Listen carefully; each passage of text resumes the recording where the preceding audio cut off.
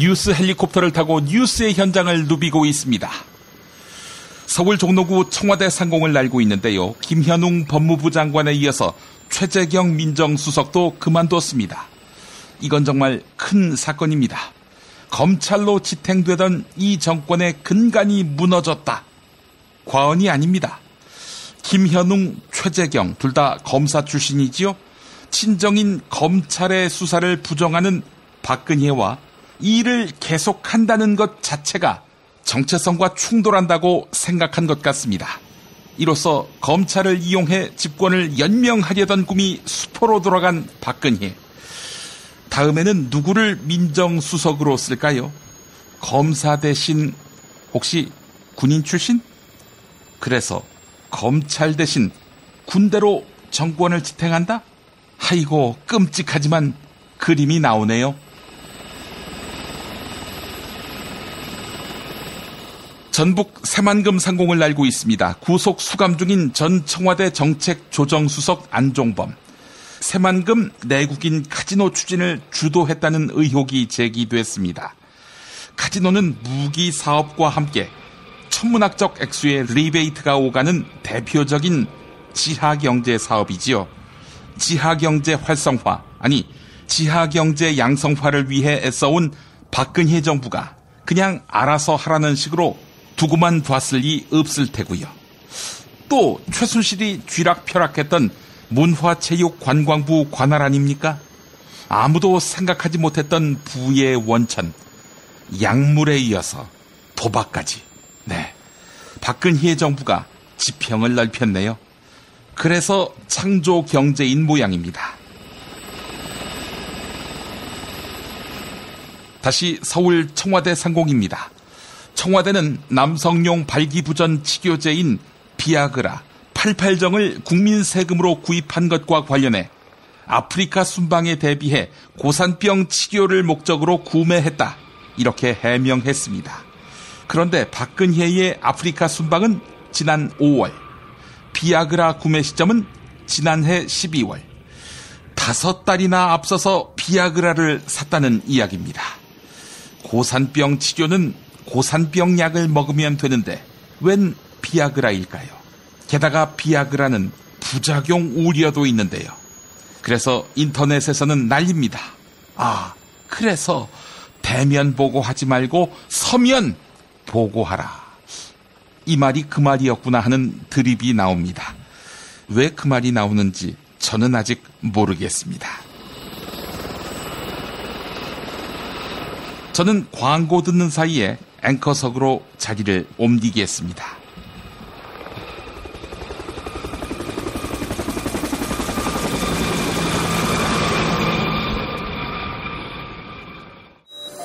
생활고 때문에 건강보험료를 내지 못한 사람들에게 병원은 사치입니다.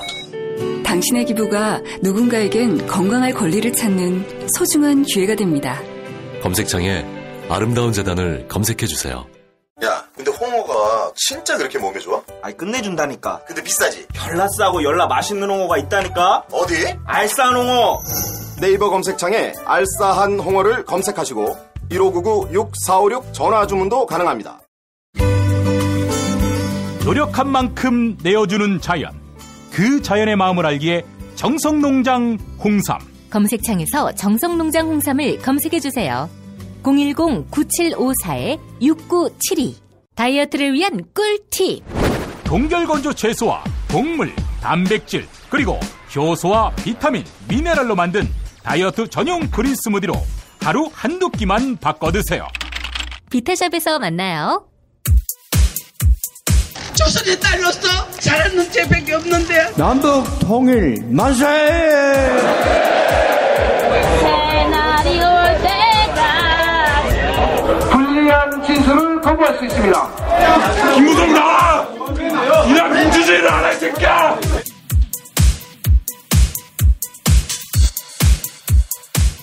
뉴스는 현장이다로 이어갑니다. 새누리당 김무성 전 대표가 대선 불출마를 선언했습니다. 국정 혼란에 대한 책임을 지겠다고 나선 것인데요. 또한 대통령 박근혜에 대한 탄핵에 앞장서며 개헌을 추진하겠다. 이렇게 발표했습니다. 국회에서 있었던 김무성 전 대표 기자회견 들어보시겠습니다. 대선 출마의 꿈을 접고자 합니다. 정식 출마 선언을 하지 않았지만은 주변에 많은 사람들이 권고했고 저 역시 그동안 많은 고민과 준비를 해왔습니다. 이제 이것을 내려놓고자 합니다. 박근혜 정부 출범의 일익을 담당했던 사람으로서 새누리당의 직전 당대표로서 지금의 국가적 혼란 사태에 대해서 책임을 통감하기 때문입니다. 정치는 책임질 때 책임을 져야 합니다. 저부터 책임지고 내려놓겠습니다. 앞으로 국가적 위기 수습을 위해 무너져 내린 헌정 질서를 복원시켜내기 위해서 혼신의 노력을 다하겠습니다. 박근혜 대통령은 국민을 배신했습니다. 우리 새누리당도 배신했습니다. 헌법을 심대하게 위반했습니다. 국가는 법으로 운영이 되어야 됩니다. 헌법을 위반한 대통령은 탄핵을 받아야 됩니다. 지금 야당이 이 탄핵에 대해서 갖가지 잔머리를 굴리면서 주저하고 있는데 이 새로운 보수를 만들고 또 국민에 대한 책임을 지는 그런 의미에서 우리 새누리당 내에서 탄핵 발의를 앞장서기로 했습니다. 7명째 대통령 하에서 5년마다 한 번씩 이런 비극이 지금 계속 반복되고 있습니다. 이제 이번 최순실 국정농단 사태를 끝으로 다시는 국민들에게 이런 괴로움을 끼쳐드리면 안 되겠다는 생각을 가지고 그 문제 해결은 개헌이라고 생각을 합니다. 그래서 개헌도 동시에 추진하려고 합니다. 새누리당 정두원 전 의원과 같은 당 정문헌 전 의원 등 전직 의원 8명이 동반 탈당했습니다. 이들은 새누리당 해체를 요구하며 개혁적 중도 보수를 대안으로 제시했는데요. 신당 창당의 가능성을 시사한 것입니다. 오늘 국회에서 있었던 정두원 전 의원 기자회견 들어보시겠습니다. 우리는 비통한 심정으로 새누리당을 탈당합니다. 박근혜 대통령과 새누리당 지도부는 영혼 없는 통치, 철학 없는 정치, 그리고 책임 없는 정치가 무엇인지 여실히 드러내고 있습니다. 새누리당의 강령, 국민 행복을 최우선 과제로 삼는다는 민본, 민생지향의 합리적 보수, 따뜻한 보수는 어디에다 버렸습니까? 모든 정책의 입안과 실천은 국민의 뜻에 따른다는 약속은 또 어디로 갔습니까? 우리는 반성합니다. 무슨 일이 벌어지고 있었는지 몰랐다는 사실로 책임을 면할 수 없다는 점 잘 알고 있습니다. 집권당의 정치인으로서 권력의 잘못을 먼저 발견하고 썩은 환부를 도려내지 못한 점 국민 여러분께, 당원 여러분께 깊이 사과드립니다. 국민의 한숨, 역사의 외침보다 패거리와 사익에 급급한 당의 모습이 부끄럽습니다. 오늘 이정현 대표의 사퇴 불가 입장에 긴급 기자회견에서도 나타났듯이 민심 떠난 공터에 정권의 깃발만 지키려는 당의 행태가 더욱 부끄럽습니다. 시대적 요청을 외면하고 한 줌도 안 되는 권력을 지키고자 야합하는 비겁한 보수는 국민의 준엄한 심판만이 기다릴 뿐입니다. 지금은 책임을 져야 할 때입니다. 새누리당은 지금 이 순간까지도 민심을 잃지 못하고 있습니다. 이미 존립의 근거도 존재의 이유도 잃어버렸습니다. 당의 해체가 마땅합니다. 새길을 찾겠습니다. 구태를 갈아엎고 뼈저린 각오로 새로운 땅을 개척하겠습니다. 시대가 요구하는 공정과 공평, 효율과 성장, 그리고 분배까지 생각하고 행동하는 개혁적 중도보수로 가는 길을 찾아 우리는 떠납니다. 참으로 비통한 마음으로 다시 한번 구합니다. 새누리당은 해체하십시오. 한일 군사정보 보호협정이 공식 발효됐습니다. 국민들과 정치권의 반대에도 불구하고 정부가 서명을 밀어붙인 것인데요. 더불어민주당 소속 박원순 서울시장은 정치적으로 국면을 전환하기 위해 굴욕적인 매국 협상을 강행했다, 이렇게 비판했습니다. YTN 라디오 신율의 출발 새 아침에 출연한 박원순 시장 인터뷰 들어보시겠습니다. 어제 국무회의에서 여러 가지 말씀을 하신 모양이에요. 그죠? 예. 근데 이제 국무위원들은 지금 여기서 정치하냐, 대선 운동하냐, 아마 이런 얘기를 한 모양이던데요. 예. 저는 국무회의라는 게 대한민국의 주요 국정 현안을 다 다루는 거니까. 예. 당연히 정치적이고 당연히 이런 거에 대해서 사실은 치열한 논쟁을 해야 되는 거 아닙니까? 예. 근데 늘 그야말로 거수기 같이 그냥 이 방망이만 치는, 예. 통과시키는 이런 국무회의를 사실 했습니다. 저는 이번 박근혜 게이트만 하더라도 이게 물론 대통령의 가장 큰 책임이 있지만 국무위원들도 사실 책임이 없다고 할 수 없지 않습니까? 예. 만약에 그걸 알았다면 같은 공범인 거고 몰랐다면 그게 무책임한 것이죠. 그런데 한 사람도 책임지고 물러나는 사람이 없지 않습니까? 저는 그것을 준열하게 사실 꾸짖었던 거고요. 예. 또 민심을 지금 촛불 민심이라는 것이 결국은 대통령 즉각 사퇴라고 하는 거 아닙니까? 그걸 당연히 국무회의에서 저는 전달하고 토론을 해야 되는 거라고 생각했죠. 예. 자, 그런데요. 지금 한일 군사 정보 보호 협정, 예. 이것도 지금 국무회의에서 의결이 된 거죠. 그죠? 그렇습니다. 그리고 국정교과서도 지금 한쪽에서 밀어붙이려고 하는 것 같은데, 제가 궁금한 것이 이러한 것들을 자꾸 이 문제를 불거지게 해서 결국 지금의 시국을 진보 대 보수 막 이런 식으로 몰고 가려고 하는 건 아닌가, 이런 분석이 있던데 어떻게 보십니까? 저는 이거는 진보 보수의 문제가 아니고 예. 그야말로 민족의 문제이지 않습니까? 지금 한일 군사 비밀 정보 보호 협정이라는 것은 그야말로 지금 이 한일 간의 관계일 뿐만 아니라 동북아에서 예. 굉장히 중요한 협정이고 어찌 보면 정말 앞으로 향후의 국가의 명운을 좌지우지하는 그런 협정인데, 이런 거라면 당연히 국민적 그런 협의와 또 어떤 합의의 노력을 기울여서야 된다고 생각합니다. 그런데 이게 추진된 지 딱 한 달 만에, 한 달도 채 안 된 상태 속에서 국민들의 반대, 특히 야당과 또 많은 지금 언론들도 대다수가 사실 반대하고 있죠.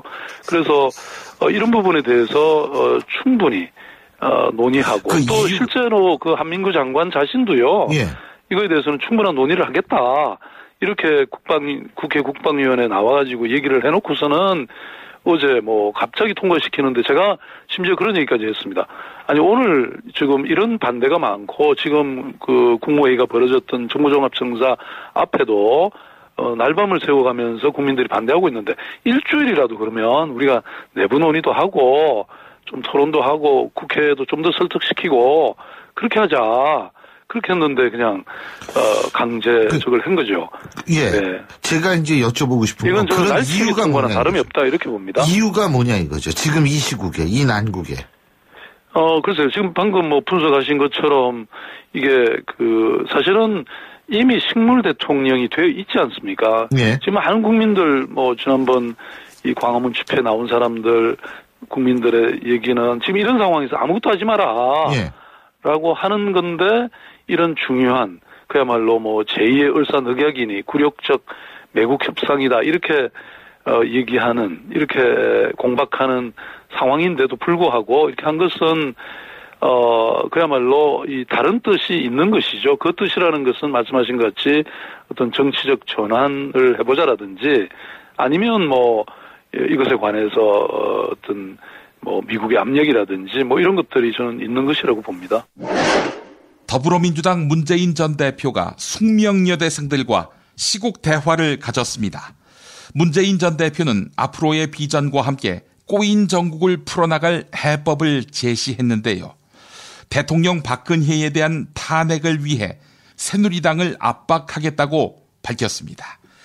문재인 전 대표 발언 내용 들어보시겠습니다. 제가 촛불 집회에 나가면 옆에 계신 우리 시민들이 그렇게 말씀하시더라고요. 이제 이렇게 차가운 길바닥에 앉지 않아도 되는 세상 만들어주세요. 그러더라고요. 그렇죠. 우리가 박근혜 대통령의 하야 퇴진만이 목표일 수는 없습니다.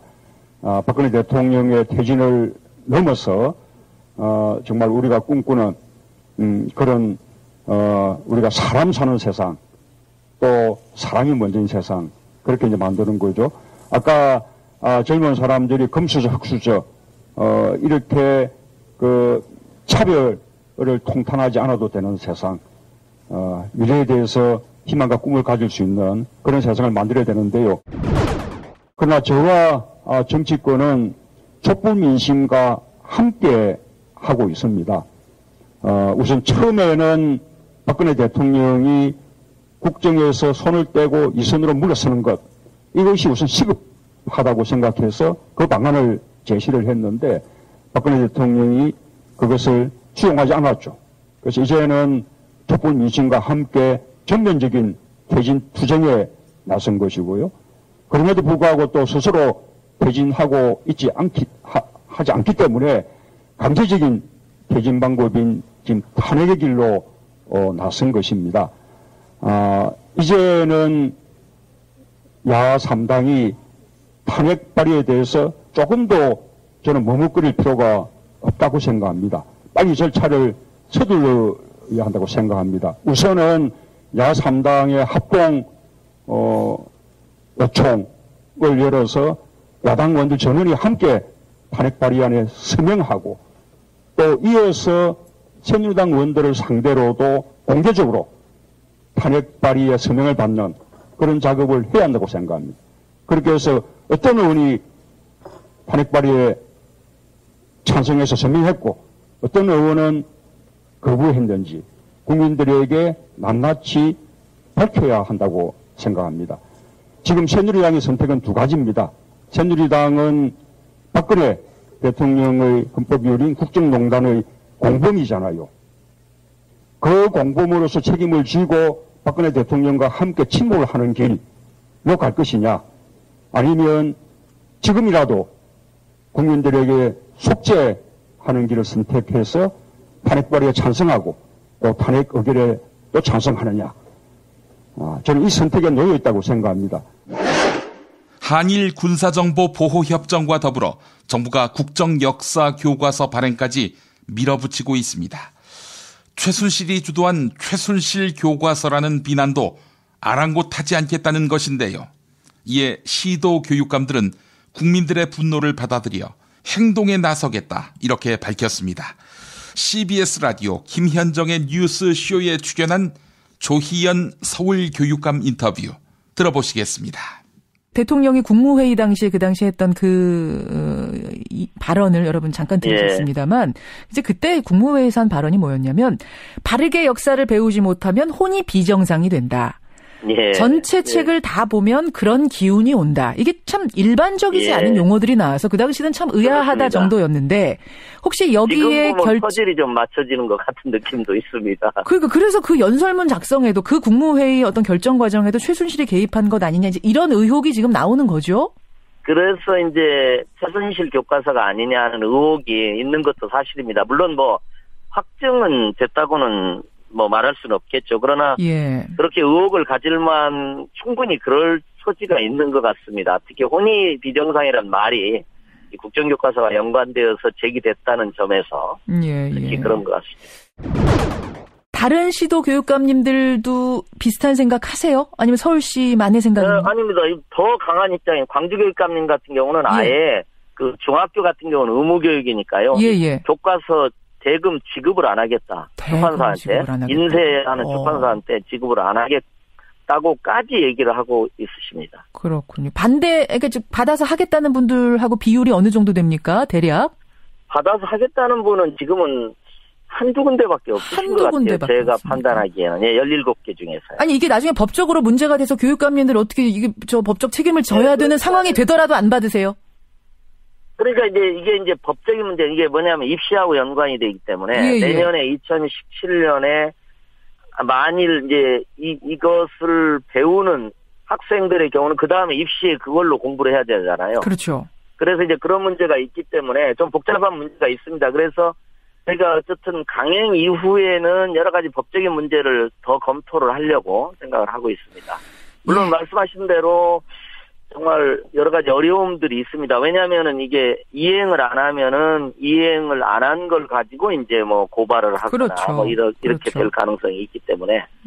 그러나 저는 국민 학부모님들이나 역사 교과서 역사 선생님들 전반적인 국민의 분노가 용납을 하지 않지 않을까 이렇게 생각을 하고 있습니다. 왜냐하면 저희도 이렇게 발표를 하는 게 저희가 강한 입장을 갖고 있어서도 그러지만 교육청은 뭐하냐.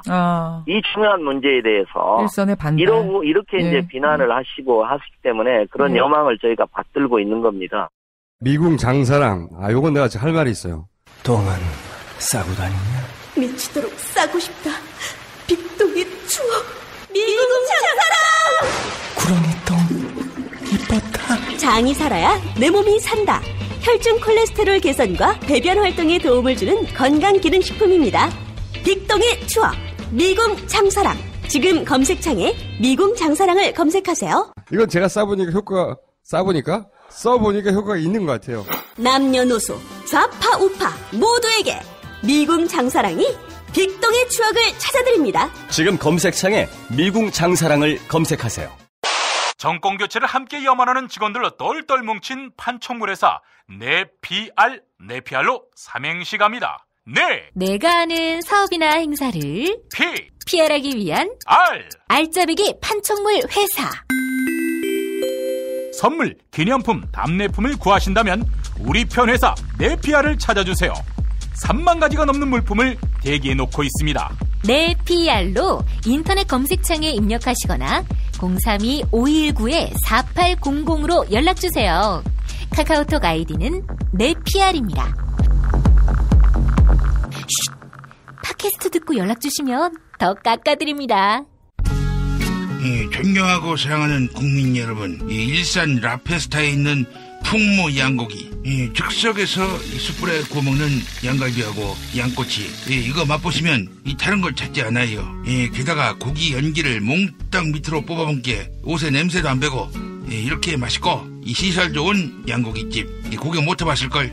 어이 넘버3 자네도 가봤는가? 그럼요. 무당, 승마선수, 펜싱선수, CF감독, 호빠도 너무 좋아하더라고요. 저도 빨리 하야하고 홀가분하게 먹으러 가야겠어요. 말하자면 031-902-9292. 내 아이에게 물려주고 싶은 건 돈만이 아닙니다. 건강한 몸, 건강한 피부, 건강한 화장품을 물려주고 싶습니다.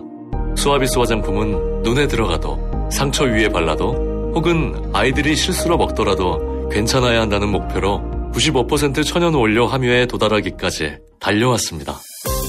수아비스랩닷컴에서 한 달간 오픈 기념 행사로 100% 페이백 행사를 진행합니다. 구매한 가격만큼 그대로 현금으로 돌려주는 100% 페이백.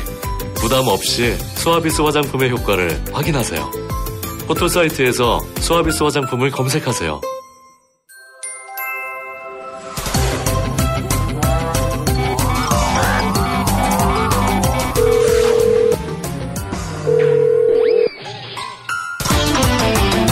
안녕하십니까, 손혜원 의원입니다. 네, 김성회 보좌관 바꿔주십시오. 여의도 상황 알아보겠습니다. 김성회 보좌관 만나겠습니다. 김 보좌관님. 네, 안녕하세요. 네, 우리 김 보좌관님과는 항상 아침에 녹음을 했는데 하루가 어떻게 바뀔지 몰라서 항상 저희가 편집 막바지에 연결을 해서 녹음하고 있습니다. 이거 민정수석실 압수수색을 지금 들어가려고 협의 중이라 그러죠? 오늘 저녁에 친다는데. 그렇습니까? 예, 우병우 수석 때 자료들을 찾기 위해서 협의 중인데 곧 칠 것 같거든요. 그래서 이게 뭐 몇 시 몇 분에 해도 예. 계속 새로운 내용이 나오니까 이제는 뉴스가 시간 단위로 봐야 되는 상황인 것 같습니다. 저희가 업데이트 할 때쯤에 박근혜가 하야하는 건 아닌가 모르겠어요. 아, 그건 걱정 안 하셔도 될 것 같습니다. 알겠습니다.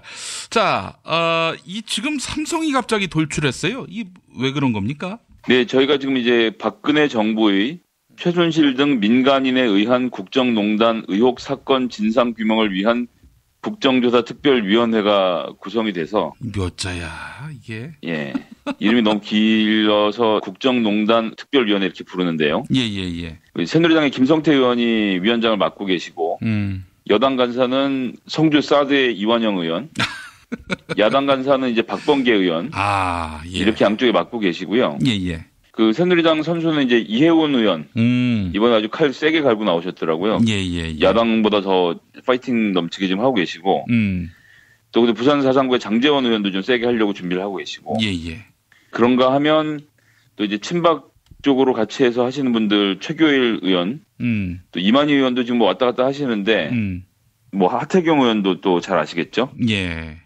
그다음에 또 친박으로는 정유섭 의원 정도가 같이 이렇게 좀 노력을 하고 계시는 중이고 나머지들은 전부 다 이제 한 편인 거죠 지금. 예. 그래서 첫날 회의할 때는 사실 분위기가 되게 좋았고 이완영 의원이 자료 조사 요구와 관련돼서 요구 범위를 계속 좁히려고 시도를 했는데 여야 할 거 없이 뭐 같이 벌떼같이 들고 일어나서 이제 그걸 제압을 하고 굉장히 좀 자유롭게 자료 요구를 할 수 있도록 안을 다 통과를 시켰습니다. 그래서 위원회는 잘 구성이 됐는데요. 이제 오늘 모인 것은 향후 일정을 합의하고, 그다음에 나와서 누가 증인이 될 건지를 이야기한 거거든요. 예. 근데 이제 무엇보다 관심을 끌었던 게 1차 청문회였습니다. 1차 청문회가 지금 이제 날짜로는 12월 6일에 하기로 최종 확정이 됐는데요.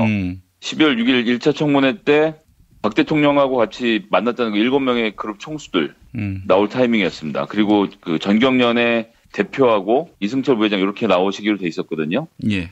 그리고 요 대통령과 만난 7명의 그룹 회장은 아니었지만 최근에 뇌물이었음을 강하게 시사하면서 인터뷰를 하셨던 손경식 대표이사 CJ 이렇게까지 나와서 참석을 하기로 해서 세간에 화제가 됐었죠. 왜냐하면 뭐 삼성의 이재용 회장도 나오고 정몽구 회장, 조양호, 신동빈, 김승현, 구보모 회장 등 아주 우리나라 빅세븐의 업체들의 대표들이 다 지금 이제 나와서 한 번에 모이는 자리가 됐잖아요. 일정을 잡으려고 했던 첫 회의가 한번 깨졌어요. 회의가 밀리고 이제 오늘 다시 회의를 잡았는데 저는 이제 이재용 회장 이런 사람들이 도망을 가면 어떡하나 좀 걱정을 많이 했었거든요. 예.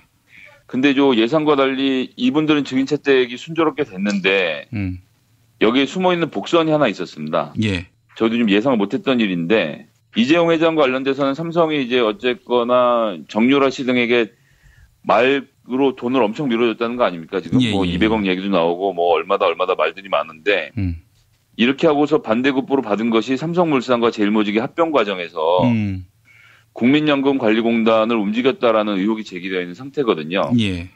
그럼 이제 국민연금공단의 이 문제를 살펴보려면 당시 보건복지부 장관이고 지금 현재 국민연금공단의 이사장을 하고 있는 문영표 이사장부터 시작해서 예.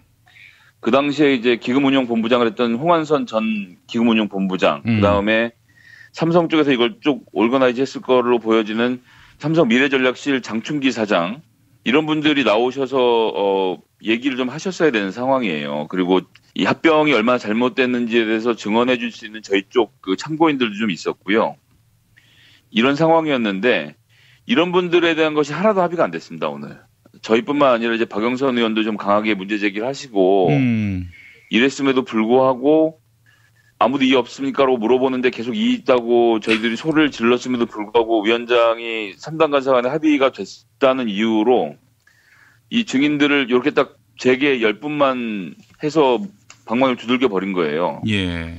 이 얘기는 뭐냐 하면 저희가 실제로 청문회를 하게 된 첫날 이재용 회장은 나와 있는데 이재용 회장의 그룹 승계와 관련돼서 국민연금관리공단이 어떤 잘못을 했는지를 같이 대질해서 물어봐야 되는데 그런 기회를 뺏어간 거죠. 예. 오늘 전체 회의에서 이걸 의결하지 못하면 이재용 회장이 나왔을 때 제가 좀 전에 거론했던 이 국민연금 관련돼서 일을 했던 여러 증인들이 나오지를 못하게 돼 있습니다. 일주일 전에 증인 꼭 불러야 하거든요. 예. 그래서 저는 굉장히 좀 강한 의구심을 가지게 되는 겁니다. 이게 결국 청와대 위에 삼성이란 말이 이게 농담이 아니구나. 예. 전 정말 놀랐습니다. 이재용 회장은 부르지만 대질 신문 시키지 않겠다라는 어떤 기운이 예, 전반적으로 드는 거죠. 예. 정말 그 눈 깜짝할 사이에 일어난 일이고 예. 석연치 않은 일로 3당 간사들이 합의해서 도출된 거라. 예. 전 이 재벌의 무서운 힘에 대해서 한번 좀 다시 생각하게 되는 계기가 됐습니다. 예. 정권이 바뀌면 뭐 합니까? 이렇게 자본 권력이 여전히 심판받지 않는 권력으로서 우리 사회를 지배하고 있는데. 이걸 뭐 손혜원 의원님도 뭐 오늘 뭐 너무 깜짝 놀라서 아니 이걸 어떻게 이렇게 하고 그냥 넘어갈 수 있냐고 굉장히 격분해서 오셨는데 예, 오는 길에 저는 이제 힘 빠져서 일을 못 하겠다 그랬더니 우리 손혜원 의원은 자기는 오히려 이 힘이 더 난다면서 이렇게 된 이상 갈 때까지 가보자고 지금 이제 전의를 불태우고 있습니다. 예, 손혜원 의원의 파이팅 분투를 또 기원해 보고요. 자, 청와대 위의 삼성 국조 특위 속에서 벌어진 이 어마어마한 권력의 실상을 우리가 확인할 수 있었는데, 자, 지금 온 국민의 관심은 청와대 약물 스캔들에 집중되어 있습니다. 난데없이 비아그라 얘기가 나오고 전립선 치료제 얘기가 나오고 뭐 고산병 치료제, 발모제 뭐 다 나오죠 지금. 예. 어떻게 봐야 됩니까 이걸? 저는 일단 구입한 시기를 저희가 지금 자료를 정확히 원본을 못 봐서 모르겠는데 12월에 한 번에 구입했다는 게 아니라는 얘기도 좀 있고요. 그러면은 여러 번에 걸쳐서 샀다는 얘기입니까? 예, 뭐 그런 얘기들도 나오는데 저희가 자료를 통해서 확인한 게 아니라서. 예. 어쨌거나 작년 12월에 이제 약을 샀다는 거잖아요. 예, 그리고 그 무슨 뭐 리도카인이라고 불리는 이제 국소 마취제도 등장하고 이게 무슨 막장 포르노 소설처럼 좀 되어가고 있는데요. 예. 제가 조금 냉정을 찾고 볼 필요는 있다는 생각에 저도 동의하긴 합니다만 고산병이라는 게 해발 1900m에서 일어나진 않거든요. 그렇죠. 제가 미국에서 좀 오래 살면서 미국에 있는 높은 산들을 가본 경험이 실제로 있습니다. 그래서 해발 3000이 넘는 산들도 가봤는데 그런 정도에 가면 실제로 좀 호흡도 가빠지고 이런 측면이 없는 건 아니에요. 예. 물론 제가 비아그라를 그때 먹어보질 않았기 때문에 고산병의 효과가 있는지는 알 수 없지만 예, 저는 지금도 이해가 안 되는 게 그러면 지금 그 이디오포야인지 이런 데 가갖고 전 직원들에게 이거 하나씩 나눠주고 이걸 먹고 걸어다니라고 하겠다는 건데 저는 그게 지금 이론상으로 가능한 일인지도 모르겠고. 아니 고산병 치료제가 또 있잖아요. 그렇기도 하고요. 게다가 이제 그것만 하고 넘어가는 게 아닌데다가 이제 무슨 발모 치료제까지 등장하는 걸 보니까 발모 치료제 하면 지금 탈모인 생각이 나는 거 아닙니까 저희가? 떠오르는 탈모인이? 정말 이렇게까지 해야 되나 싶은 생각이 한편으로는 들기도 하고요. 예. 근데 이 부자들이 더 무섭다는 게 부자들이 원래 100원, 200원을 아껴서 부자가 되는 거거든요. 예. 이게 사실 특수활동비로 그냥 지출하면 되는 항목들입니다. 그냥 나가서 사오면 되고 이러는 건데 이걸 굳이 정식적으로 청구해서 쓰는 걸로 했기 때문에 그렇게 한 것으로 봤을 때는 문제가 없는 것이 아니겠는가라고 생각하시는 분들이 많이 계실 수 있는데 원래 돈 많은 사람들이 지 돈 남의 돈 구분이 잘 안 되는 법이고요. 게다가 이 박근혜, 최순실 이 두 분의 공통점이 두 분 다 2세 아닙니까? 2세? 본인이 돈을 버는 사람들이 아니에요. 아, 그렇죠. 예. 자기 부모님이 돈을 벌어놓은 돈으로부터 인생을 시작했기 때문에 국고가 내 것이라는 생각이 머릿속 깊이 박혀 있는 거죠. 그리고 이제 리도카인은 이제 국소 마취제로 여러분들이 이제 병원을 가시거나 치과 치료를 받을 때 주사를 많이 놔야 되는 상황이 되면 리도카인을 입속에 좀 연고 형태로 바르거든요. 그래서 한 10분 기다렸다가 주사를 아프지 않게 맞고 이럴 때 쓰는 약이거든요. 예. 근데 이게 180개가 필요했다고 하면 이게 도대체 뭐 하루 종일 다치는 사람이 있다는 것도 아니고 논리적으로 잘 이 모든 것이 설명되지 않는 상황이라고 봅니다. 이거는 예를 들어서 일반인 대기업 이런 데서 누가 이런 약품을 공금으로 매입을 하겠습니까? 저는 있을 수 없는 일이고 이번 일이 정권의 지지율을 3% 이하로 주저앉히는데 결정적인 역할을 하지 않겠나. 정말 부끄러워서 더 이상 얘기를 하기 어렵네요. 어떻게 용처를 더 규명할 길은 없습니까? 저는 이 정도 됐으면 양심 선언들이 나와야 한다고 생각합니다. 그리고 제가 이번 국정조사 특별위원회 준비하면서 한두 번씩 이 용기를 낸 분들이 생기세요. 그래서 이제 이전까지 증언을 못 하겠다고 했던 분들이 마음을 바꾸신 분도 계시고 하나둘 진실의 실체가 드러나고 있는데 저는 청와대 안에 계신 분들도 이건 무슨 주군한테 충성하고 이런 게 지금 민주사회인데 그런 게 어디 있습니까? 그렇죠. 예. 저는 잘못된 시스템을 바로잡는 일에 좀 나서 주실 분들이 계시다고 생각하고요. 그런 과정을 통해서 입증이 될 거라 그렇게 굳게 믿고 있습니다. 정말 그 입을 여는 분들이 있습니까? 저도 직접 지금 만나고 있고 한두 분씩 제보한 분들이 계시기 때문에 예. 전 이 흐름에 동참하신 분들이 점점 더 많아질 거라 생각합니다. 예, 알겠습니다. 이 약물 스캔들은 이거 충격이 가늠하기 힘들 정도인 것 같아요. 오늘 하루 종일 네이버 다음 검색어 1위 아니었습니까? SNS도 온통 그 얘기고. 애들이 인터넷을 쓰게 할 수가 없어요. 부끄러워서. 제 자식들을 어떻게 합니까 이거 지금. 네. 제 자식이 오늘 집에 가서 물어보면 이거 뭐라고 대답해 줘야 할지 제가 가늠을 할 수가 없는 지경입니다 지금. 뭐라고 하긴 고산병이라고 해야지 뭐. 어떡하겠어. 네, 그렇게 예. 하도록 하겠습니다. 예. 자, 지금 국회에서 또 궁금한 풍경이 바로 새누리당 풍경입니다. 지금 탈당 러시예요. 네, 제가 용기를 못 내서 탈당 안 될 거라고 주장했었는데 예, 탈당하신 분들이 생기기 시작하네요. 근데 탈당한 사람 중에 진정하게 절절하게 반성한 사람이 있는가 이거 먼저 묻고 싶습니다. 이게 박근혜 대통령의 잘못입니까? 지금 이 모든 국정농단이 예. 박근혜라는 사람 하나가 최순실이라는 사람 둘하고 해서 서로 한 일입니까? 그렇지 않거든요. 이 정권이 예. 만들어지는 과정 처음 시작부터 최순실은 박근혜의 20살부터 같이 있었던 사람입니다. 예. 그 주변에 있었던 사람은 누구나 그 사람의 존재를 알고 있었을 것이고요. 특히나 가장 가까이 있었던 김무성, 유승민 이런 분들은 당연히 그 존재를 더더욱 정확하게 알고 계셨을 테고 그런데 이제 와서 남의 일인 양, 나는 모르는 양 하는 거 이거 정말 부끄러운 일입니다. 내가 깨끗하다는 주장을 할 때가 아니라 내가 이 정권에 부역한 것에 대해서 참여하고 반성하는 것이 먼저죠. 여기서 탈당해서 나는 깨끗한 사람이라고 하는 거 저는 사실 좀 역겹습니다. 남경필 지사는 지금 박근혜 대통령을 지키기 위해서 경기지사에 출마했다고 한 사람 아닙니까? 2년 안에 그렇게 마음이 바뀌면 되나요 지금? 그렇지. 예, 맞아요. 자기 반성 없이 이렇게 하는 정치인들을 다시는 정치권에 발을 들여놓지 못하게 해야 한다고 생각합니다. 차라리 새누리당 안에서 박근혜 정부의 과오가 내 과오다라고 생각하고 앉아있는 사람들이 전 더 정치인으로 보이는 지경입니다. 지금. 아니 김무성 전 대표는 대선 불출마와 함께 탄핵에 앞장서겠다 이렇게 이야기했는데 이거 어떻게 보셨어요? 그건 탈당 안 하겠다는 얘기고요. 내각제로 개헌하면 저 총리 한번 시켜주실래요? 뭐 이런 사인으로 좀 봤습니다. 그렇군요. 그러고 어떻게 해도 죄송한데 김무성 의원님 대권 주자로 될 판이 아니었어요. 그렇게 박근혜 대통령한테 쫄아서 다니는 거 사람들이 다 봤는데 지금 와서 보면 더 얼마나 우습습니까? 근데 그럼에도 불구하고 결단하신 것은 저는 뭐 개인적으로는 높이 평가하는데요. 그러나 이것이 주는 메시지는 나는 탈당하지 않겠다. 그리고 나는 다음번 이 개헌 정국에서 다른 역할을 하겠다. 그리고 개헌이 되고 나면 한번 총리도 한번 시켜줄래 전 이렇게 읽었습니다. 현재의 그 스탠스는 한마디로 똥폼이다. 네, 뭐 크게 의미를 두기 어렵다고 생각합니다. 예. 자기가 박근혜 정부에서 저질렀던 죄상을 폭로한다든지 아니면 최순실과 있었던 이야기를 고백하는 게 아니면 지금 하는 이야기는 다 거짓말이라고 생각합니다. 저는. 예, 알겠습니다.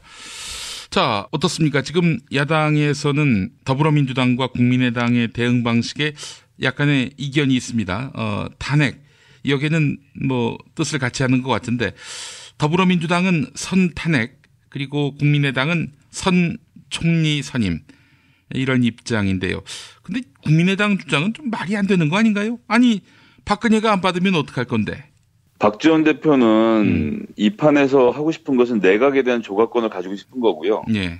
여야 간의 협상에서 박지원 대표는 자기가 원하는 사람이 총리가 될 거라는 굳은 믿음이 있는 겁니다. 실제로 캐스팅 보트 역할을 하기 때문에 박지원 대표의 마음에 들지 않는 사람은 총리가 될 수 없고요. 현재 구조상. 예. 그렇기 때문에 누가 총리가 되든 박지원 대표는 그 총리하고 딜을 쳐서 내각에 대한 조각권을 요구를 할 거라고 저는 생각을 합니다. 그래서 이분은 자기 욕심에 의해서 지금 그 자기 정치를 하고 있지 큰 틀에서 내년 정권 교체를 어떻게 할지에 대해서 깊은 고민이 있는가에 대해서는 좀 전 약간 회의적이고요. 예. 이 매우 뛰어난 기술자이시긴 한데 김대중 대통령 같은 그 큰 정치인 밑에서 는 그 기술이 훌륭한 역할을 발휘했지만 지금 현재 이제 길을 제대로 못 잡고 있는 상태에서 지금 갖고 계시는 기술은 본인의 손재주를 자랑하는 수준이지 이 나라 정치 발전에는 큰 도움이 되지 않고 있다라고 좀 말씀드리고 싶네요. 예.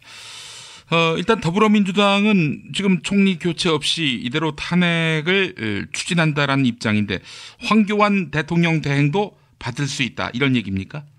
저는 뭐 거꾸로 얘기해서 황교안이 대통령 되면 어떠냐 싶은 생각이거든요. 그럼 황교안이 총리로서 대통령 권한대행을 하면 세상이 얼마나 웃기고 코미디가 되겠습니까? 우리가 황교안에 대해서 그렇게 두려워할 필요 없다 생각하고요. 95% 국민이 지지하지 않는 정부인데 예. 황교안이 아니라 박정희 대통령이 다시 살아나와서 대통령을 맡는다 해도 다 조롱거리가 될 겁니다. 지금 황교안이 잡아서 무슨 이 정부를 또 어떻게 하고 이렇게 저렇게 할 거라는 것은 저는 기우라고 생각하고요. 황교안 총리를 하고 말고의 문제가 아니라 지금 현재는 대통령을 탄핵해서 이 정부로부터 더 나쁜 짓을 저지를 것을 막는 게 더 급하지 않나. 지금 당장 한일 군사협정 이렇게 통과되는 거 저희들 어떻게 못하고 있는 거니까 정부가 마음대로 추진하고 막 나가고 있는 건데요. 외치로 관심을 돌리려고 또 앞으로 어떤 짓을 저지를지 모른다고 보기 때문에 빨리 행정권을 못하게 막는 것 저는 절실한 일이라고 생각합니다. 예, 알겠습니다. 다시 한번 여쭤보지요. 지난주는 이제 내년 상반기쯤에 박근혜가 물러날 것이다 이렇게 보셨는데 그 생각에는 변함이 없습니까?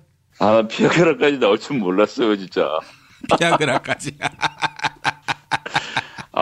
이렇게만 반칙이지. 제가 지금 뭐라고 짐작을 못하겠습니다. 제가 김 PD님의 그 깊은 해안을 꿰뚫어보지 못하고 제치어를 올린 것에 대해서 깊은 반성을 하고 있습니다. 정정할 기회 드립니다. 정정은 다음 주에 하면 안 되나요? 아니, 다음 주에 만약에 하야하면 어떡하려고? 다음 주까지 안 할 거라고 생각합니다. 일단 26일에 저희가 300만이 모여서 한번 보여줘야죠. 예. 알겠습니다. 일단 내년 상반기는 아니다. 이건 일단 취소한다. 네, 매우 쫄았다 이렇게 말씀드리겠습니다. 알겠습니다. 자, 김성회 보좌관님 오늘 말씀 잘 들었습니다. 네, 감사합니다. 자기야, 매트리스 고르기 너무 힘들어. 어디 한 번에 쫙 볼 수 있는 곳 없을까? 대한민국 최초 매트리스 멀티샵 매트리스엠 몰라? 후진 브랜드만 있는 거 아니야? 비본, 베드이너박스, 실리, 템퍼, 시몬스 전 세계 최고 브랜드 정품만 취급해. 친환경 제품이겠지? 당연하지. 직구 사이트 뒤지느라 고생하지 말고 매트리스엠에서 한 번에 업계 최초 10년 품질 보증을 실시하는 자신감 매트리스엠. 매트리스 살 때는 꼭 매트리스엠으로 오세요. 검색창에 매트리스엠. 카카, 큰일 났습니다. 뭐가 또 큰일 났어요? 주진우가 아리랑 치기배를 만나서 전치 18주의 중상을 입었답니까? 그게 아닙니다. 주진우가 함세홍 신부와 함께 카카와 카카 아버지 시대를 탈탈 털어서 낸 책이 날개 돋친 듯 팔리고 있습니다. 무슨 책인데? 악마 기자와 정의 사제. 악마 기자 주진우, 정의 사제 함세웅의 속 시원한 한국 현대사 콘서트.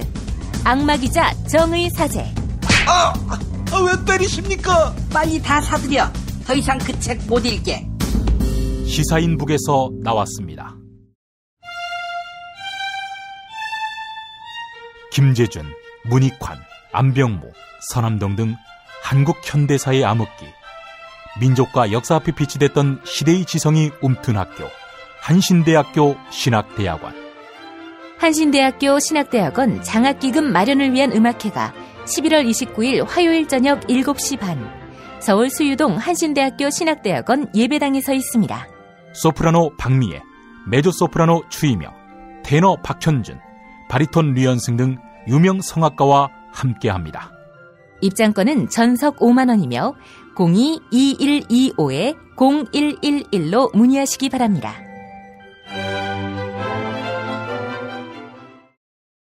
박근혜 왜 저러지? 문재인, 김무성, 안철수는 또 왜 저러지?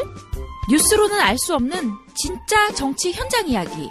한겨레 정치팀 기자들이 취재 수첩을 낱낱이 공개합니다. 본격 정치관찰 팟캐스트. 언니가 보고 있다. 팟빵에서 언니를 검색하세요. 한겨레 정치바와 함께하는 정치 한 건에서 김태규 기자와 함께하겠습니다. 김 기자님. 네, 안녕하십니까. 예. 최재경 전문가라고 제가 김태규 기자님 소개한 적이 있었는데, 네. 아니 18일 만에 사퇴했어요. 그렇습니다. 지금 한 달도 채우지 못하고 이제 나왔죠. 예. 그 최재경 민정수석뿐만이 아니라 김현웅 법무부 장관도 동반 사퇴를 했습니다. 예. 어제 국무회의에서 박원순 시장이 왜 지금 책임지는 사람이 한 명도 없냐. 김현웅 장관도 이제 좀 비판을 하지 않았습니까? 예. 근데 이미 김현웅 장관은 사표를 낸 상태였다고 해요. 그런 차원에서 약간 좀 억울하게 어제 욕먹은 상황이기도 한데. 예. 예, 장관이 사표를 냈고, 최재경 민정수석은 어제 밤에 장관의 사의 표명 소식을 전해 듣고, 고민을 했다. 예. 그리고 민정수석의 역할이 사정을 총괄하면서 대통령을 올바르게 보필해야 하는데, 제대로 역할을 못했다고 판단했다. 그래서 사표를 냈다. 요렇게, 머니투데이랑 그런 통화를 했고요. 다른 기자랑은 아직 통화가 안 되는 것 같습니다. 예. 거의 잠수를 탄 것 같은데, 내일 정도면 또 어떤 얘기가 나올 수도 있을 것 같은데요. 어쨌든 지금 상당히 상징적이고, 상당히 무게 있는 사건이죠. 예. 지금 법무장관은 검찰을 지휘하는 사람입니다. 검찰총장을 지휘하는 사람이고, 청와대 민정수석은 대통령을 보좌하는 참모로서 사정기관의 컨트롤 타워 역할을 하고 있는 거거든요. 예. 검찰, 경찰, 국세청, 국정원 여기를 다 장악하고 있는 사람인데, 지금 그 두 사람이 지금 완전히 자리를 이제 빠져나가게 된 것이고요. 지금 박근혜 대통령은 가장 현안이 검찰 수사, 도 그렇고 특검. 앞으로 어쨌든 지금 산 넘어 산입니다. 지금 자리를 유지하기 위해서 탄핵을 한다고 하지만 국민들은 계속 지금 퇴진, 즉각 하야를 요구하고 있는 상황이고, 예. 그 상황에서 지금 더 가장 큰 변수는 검찰 수사이고요. 그래서 이 검찰 수사 국면을 어떻게든 박근혜 대통령은 안정적으로 타고 넘어가야 하는 상황이었고, 예. 그러기 위해서 필요한 사람이 1순위가 민정수석이었고 2순위가 법무장관이었거든요. 근데 두 사람이 다 지금 빠져나가게 되는 거니까 거의 지금 자기를 보호해줄 방패가 지금 다 사라진 그런 상황이고, 예. 이렇게 되면은 박근혜 대통령이 버틸 수 있을까 이런 생각도 들고요. 상당히 조금씩 지금 무너져가는 서막이 아닌가, 예. 조심스럽게 지금 예측을 해봅니다. 그렇군요. 박원순 시장 말을 들어서 사표를 낼 사람들은 물론 아닐 테고요. 이미 내부적으로도 급격하게 붕괴가 되고 있다. 이런 이야기인데, 아니 오늘 또 비아그라 이야기가 하루 종일 시끄러웠습니다. 이거 별일 아니라고 하면 별일 아닐 수 있겠지만은 글쎄요, 이건 민심에 큰 어떤 파도가 될 것 같다는 느낌이 들거든요. 어떻게 보셨어요? 예, 저도 처음에 이제 접하고 나서 이게 좀 옐로우 저널리즘이 아닌가 잠깐 생각했는데 또 그게 아니더라고요. 왜냐하면 비아그라는 이제 발기부전 치료제이고 주로 남성들이 이제 사용하지 않습니까? 예. 그러니까 예를 들어서 이게 박근혜 대통령이 아니고 다른 사람들이 사용하기 위해서 비아그라를 청와대 특수활동비, 청와대 예산으로 사들였다. 그러면 이건 상당히 문제가 되는 거고요. 예. 횡령이죠. 나라 예. 돈을 잘못 쓴 거니까. 예.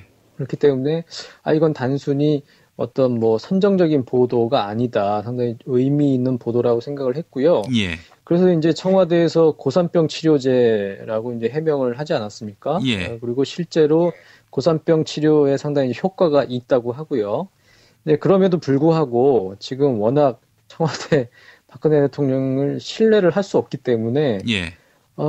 국민 입장에서는 다른 상상을 할 수밖에 없는 거죠. 그래, 그냥 고산병 치료제로 살 수 있겠네 하고 지금 넘어갈 수가 없는 상황이고, 상당히 정말로 국민들 입장에서는 다시 한번 또 하나의 좀 황당한 사례, 뉴스로 기억될 수 있는 그런 사건이라고 생각합니다. 예. 고산병 치료제가 있는데 왜 하필 그 치료 목적으로 비아그라를 샀는지 이게 설명이 안 됩니다. 예. 그래서 예. 이 고산병 때문에 샀다 이걸 믿을 사람들이 몇이나 있을지 의문이고요. 예. 효과는 실제로 좋다고는 하더라고요. 아, 그래요? 아니 그렇다더라도 네. 그 치료제가 있으면 그걸로 하면 되지. 그렇지 않습니까? 이거 그렇습니다. 예. 아니, 감기에 좋으면 감기약을 사 먹어야지. 감기에 좋다고 예를 들어서 멀미약을 사 먹는다. 그럴 리는 없겠지만 이와간 말이 안 되는 거 아니겠습니까? 이게 그 AP 통신에서 이 뉴스를 다뤘는데요. 제가 이 기사 제목을 전체를 기억을 못했는데 그 앞부분이 어떻게 되어 있냐면 제목이 블루 필스, 블루 하우스 이렇게 돼 있었습니다. 그러니까 파란 집에서 네. 파란 약을 사서 이제 그걸 설명했다 이런 내용인데 미국 그 언론에서도 상당히 조롱하는 거죠. 예. 그거 보고서 참 정말 나라 망신이다. 네, 정말 부끄럽더라고요. 창피하고. 이런 비웃음을 사는 사람들이 외치를 하겠다. 이 참 난세스죠. 예. 김무성 새누리당 전 대표가 대선 불출마를 선언했습니다. 많은 분들이 놀라더라고요. 이 양반 대선 나갈 생각을 했었나? 이렇게 말이죠. 총선 불출마는 이미 애초에 선언을 했고, 예. 예, 남은 건 이제 그래서 이제 대선을 가겠다 이제 이런 얘기였는데, 예. 한때 김무성 전 대표가 뭐 20% 가까이 지지율이 나온 적도 있지 않습니까? 그렇죠. 그런데 예. 그렇죠. 격세지감인데 뭐 지금 최근 뭐 지지도는 뭐 2%, 3%, 박근혜 대통령만도 못한 지지율을 갖고 있었기 때문에 예. 사실 뭐 처음에 그 대선 불출마를 선언했다고 하길래 그래도 결단 있게 한 칼 보여줬구나 생각을 했는데 다시 한번 돌이켜 생각해 보니까 별게 아니더라고요. 뭐 2%가 그러면 대선 출마하는 것 자체가 돈이 아까운 거죠. 그러면 저 기탁금도 이제 못 돌아 받을 수준이기 때문에. 예. 근데 이게 그 단순히 대선 불출마를 하면서 탄핵에 이제 힘을 쏟겠다 했는데 요것만으로 그 의도가 이제 전부냐. 그 부분 좀 살펴봐야 할 것 같은데 오늘 그 워딩은 이랬습니다. 박근혜 정부 출범의 일익을 담당한 사람으로서 직전 당 대표로서 지금의 국가적 혼란 사태의 책임을 통감한다.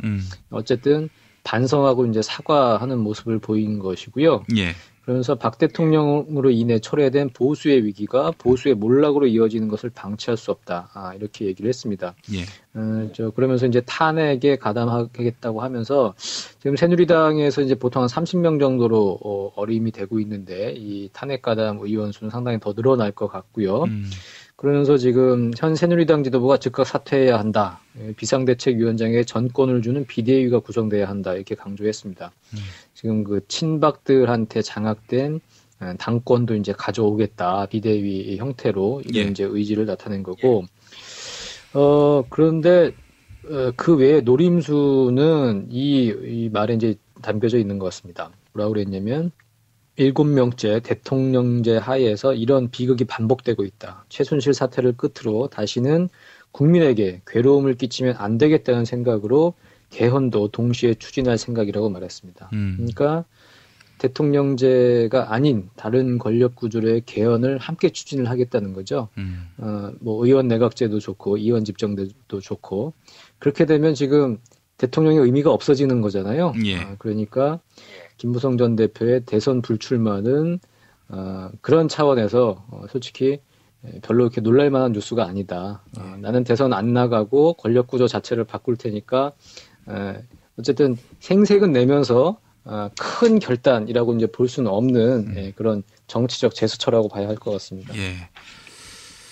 그래도 뭐 비박계의 대장으로서 뭐 새누리당 내에서는 정치적 지분이 있으니까 뭐 밖에서 보는 시각하고 다를 수도 있겠습니다만은 여간 대국민 선언으로서는 너무 스스로를 과평가한 것은 아닌지 하는 생각을 해보게 됩니다. 예. 자, 지금 야권에서는 탄핵을 추진하고 있는데 말이죠. 지금 변수가 이거 아닙니까? 만약에 탄핵안이 가결되더라도 황교안 씨가 대통령 대행을 맡는 것이 과연 타당하냐?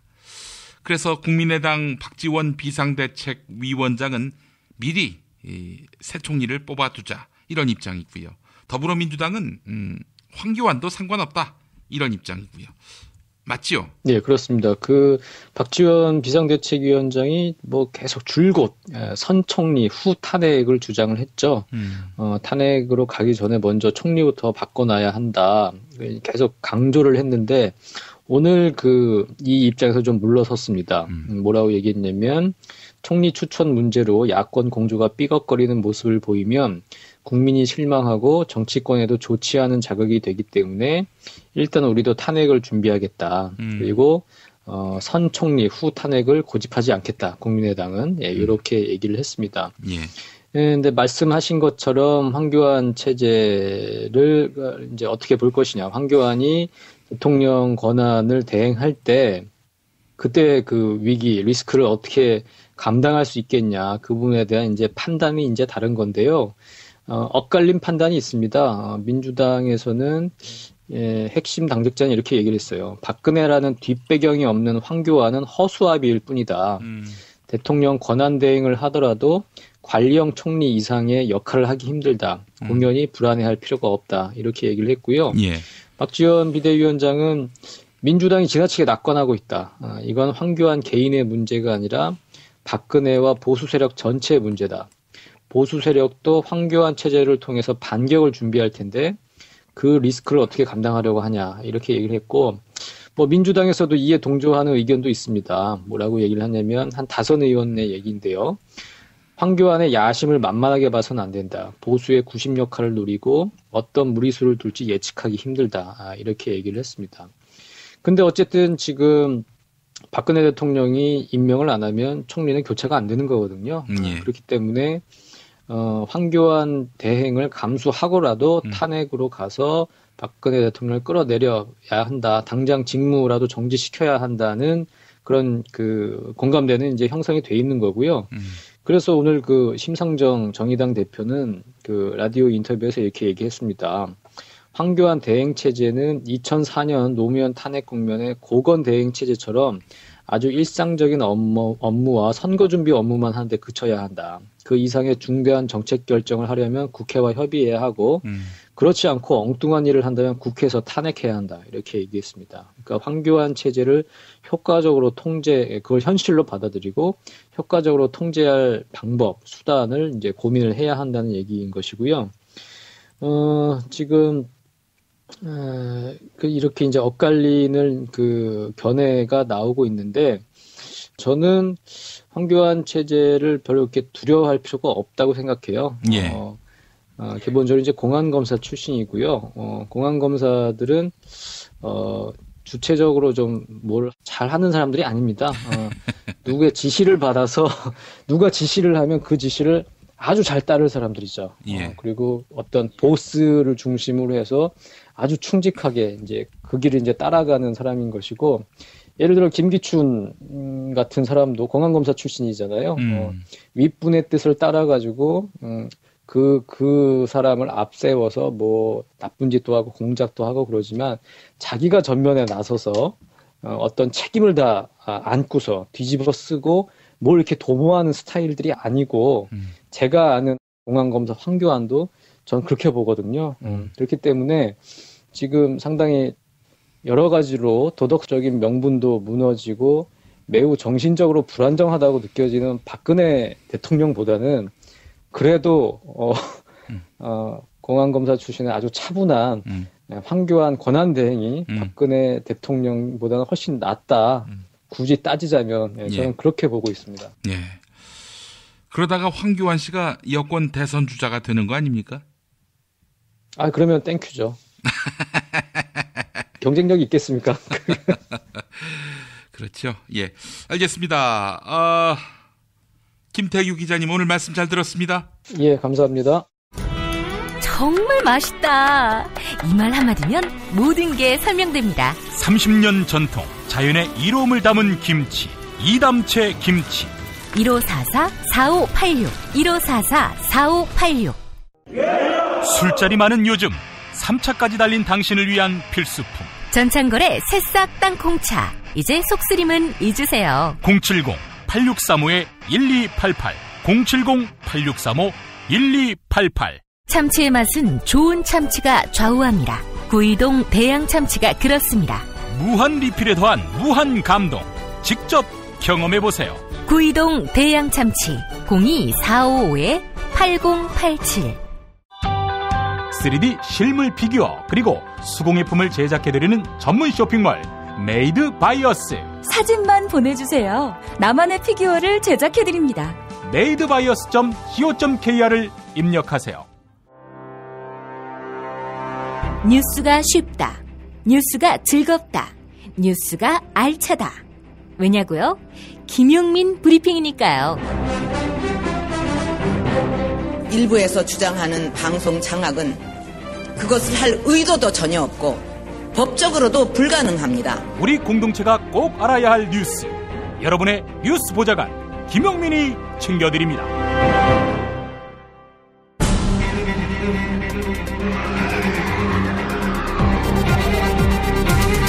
본격 정치 논평. 안진걸 참여연대 사무처장 만나겠습니다. 안 처장님. 네, 안녕하십니까. 예. 지난주는 조직 없이 개인 참여만 했던 잠시 좀 쉬어가는 촛불 집회로 내다봤는데, 이야. 저희가 말했던 쉬어간다는 것은 총 집중은 아니고 서울로 올라오시려면 좀 피곤하고 돈도 들고 시간도 많이 드니까 지역에서도 해보고 서울도 해보고 이런 의미였는데 그래도 전국 100만 명이었어요. 특히 서울이 대단했는데요. 와, 지역분들 안 올라오시고도 60만에 70만 정도 모이신 거잖아요. 이 빌어먹을 경찰들은 또 무슨 17만이라고 이렇게 정치 공작을 했지만. 아니, 26만, 17만 이후로는 못 세는 거 아닙니까? 예, 내일 뭐 행사 때부터 경찰의 집회인원 추산 아예 금지를 촉구하려고 합니다. 그게 미국에서도 경찰이 그런 식으로 개입해서 정치적인 공작을 한 거에 대한 소송을 하겠다고 하니까 주최자들이 결국은 의회에서 법을 만들어가지고 경찰은 숫자를 셀 수 없도록 공표할 수 없도록 왜냐하면 집회 자유의 본질이라는 게 얼마나 많은 사람들이 모여서 얼마나 많은 시위를 했는가 보여주는 거잖아요. 그렇죠. 사람 숫자 굉장히 중요한데 경찰이나 행정당국이 나서서 하게 되면 늘 조작이나 축소 공작 위험이 있기 때문에 아예 못하게 이게 되어 있더라고요. 우리나라 경찰이 대표적으로 그렇잖아요. 아니 자기들이 하려고만 했으면 서울시 빅데이터를 받아가지고 저희한테도 서울시가 확인해 줬는데 경찰은 더 확인할 수 있었잖아요. 지난주 토요일 서울시 빅데이터는 65만 명, 또 와이파이 관련 업체에서는 뭐 75만 명 안팎 이렇게 조사가 된 거지 않습니까? 그래서 5주 가면 과학자들이 여러 가지 종합했을 때 경찰 추산은 4분의 1로 축소되는 경향이 있다. 경찰 추산 곱하기 4를 하면 된다는 거예요. 그러니까 저번에 26만에 4하면 46 24, 48, 한 100만 맞잖아요. 그렇죠? 그 다음에 이번에 17만에 또 4 합치니까 또 60만, 70만 하고 근접합니다. 그러니까 딱 맞아요. 그 숫자가 진짜 딱 4배를 축소하더라고요. 정말 웃음만 나옵니다. 이거 서울 집회뿐 아니라 부산, 광주, 또 춘천 이 민심의 분노가 이거는 뭐 상당하다라는. 춘천이 6천여 명 모였다는데요. 뭐 몇십 년 만에 처음 있는 일이라고 합니다. 그다음에 광주, 부산 각각 뭐 10만 명 안팎 모였다 그러시고요. 그러니까 대학가에서도 막 500명, 1000명 막 모이고 그러잖아요. 그렇죠. 근데 아시다시피 요즘에 대학가에서 그런 집회가 있었던 적이 없잖아요. 그러니까 제가 아는 강원도 영월, 그다음에 뭐 목포 앞에 선마을에서까지 촛불 집회가 열린다고 하니까 이건 거의 풀뿌리까지 밑바닥까지 모든 국민들의 분노가 솟구치고 있다. 야 도저히 참을 수 없다. 우리 동네에서라도 하자 이렇게 되는 거거든요. 이 정도면 뭐 시민혁명이 지금 곳곳에서 현대적으로 전개되고 있다고 보시면 될 것 같습니다. 지금 이 들불 같은 국민들의 분노. 지난주 우리 집회 때 전인권 선생의 그 공연 제가 이걸 보면서 이게 눈물이 주르르 흐르더라고요. 김영민 PD님하고 저하고는 굉장히 비슷한 과 같아요. 아마 근데 우리 둘이만 그러지 않았겠죠. 아마 거기 참가하신 분들 그다음에 그 전인권 선생이 노래하는 동영상에 대한 조회수가 뭐 몇백만이 되거든요. 지금 여러 개로 막 변주돼서 나오고 있는데 풀 버전도 있고 애국가 버전도 있고 걱정 말아요 그대 버전도 있는데 와, 세상에 걱정 말아요 그대를 남녀노소 모두가 떼창을 하는데 저는 전율이 느껴지더라고요. 그 다음에 애국가를 부르는데 제가 1991년 5월 투쟁 때 수없이 많은 학생 열사들이 돌아가셨을 때 그때 애국가를 부르면서 우는 기억이 있어요. 그 후로는 애국가보다는 이문의 행진곡을 부르면서 이제 울었었는데 저도 모르게 눈물이 주르륵 나더라고요. 우리 김영민 PD님 만났으면 서로 창피할 뻔했군요. 서로 눈물을 이렇게 숨기면서. 그러니까 그 애국가가 흔히들 말하는 나라에 대한 충성을 강요하고 국가주의의 상징으로서 애국가가 아니라 어떻게 만들어온 대한민국, 어떻게 지켜온 우리나라인데 박근혜 최순실 재벌 일당이 나라 이렇게 망쳐먹을 수 있겠냐는 저항의 표시, 국민 통합의 표시가 되더라고요. 그러니까 사람들이 울더라고요. 제 주변에 있는 사람들도 다 그런 이야기 하더라고요. 애국가 부르다가 운 건 처음이다, 막 이런 사람들 시들합니다, 지금. 올림픽 메달 단상에 올라간 선수들만 흐르는 눈물이 아니라, 확실히 그 전인권의 애국가는요, 엄청난 그런 감동을 수반한 그런 애국가였습니다만은. 최고의 애국가였습니다.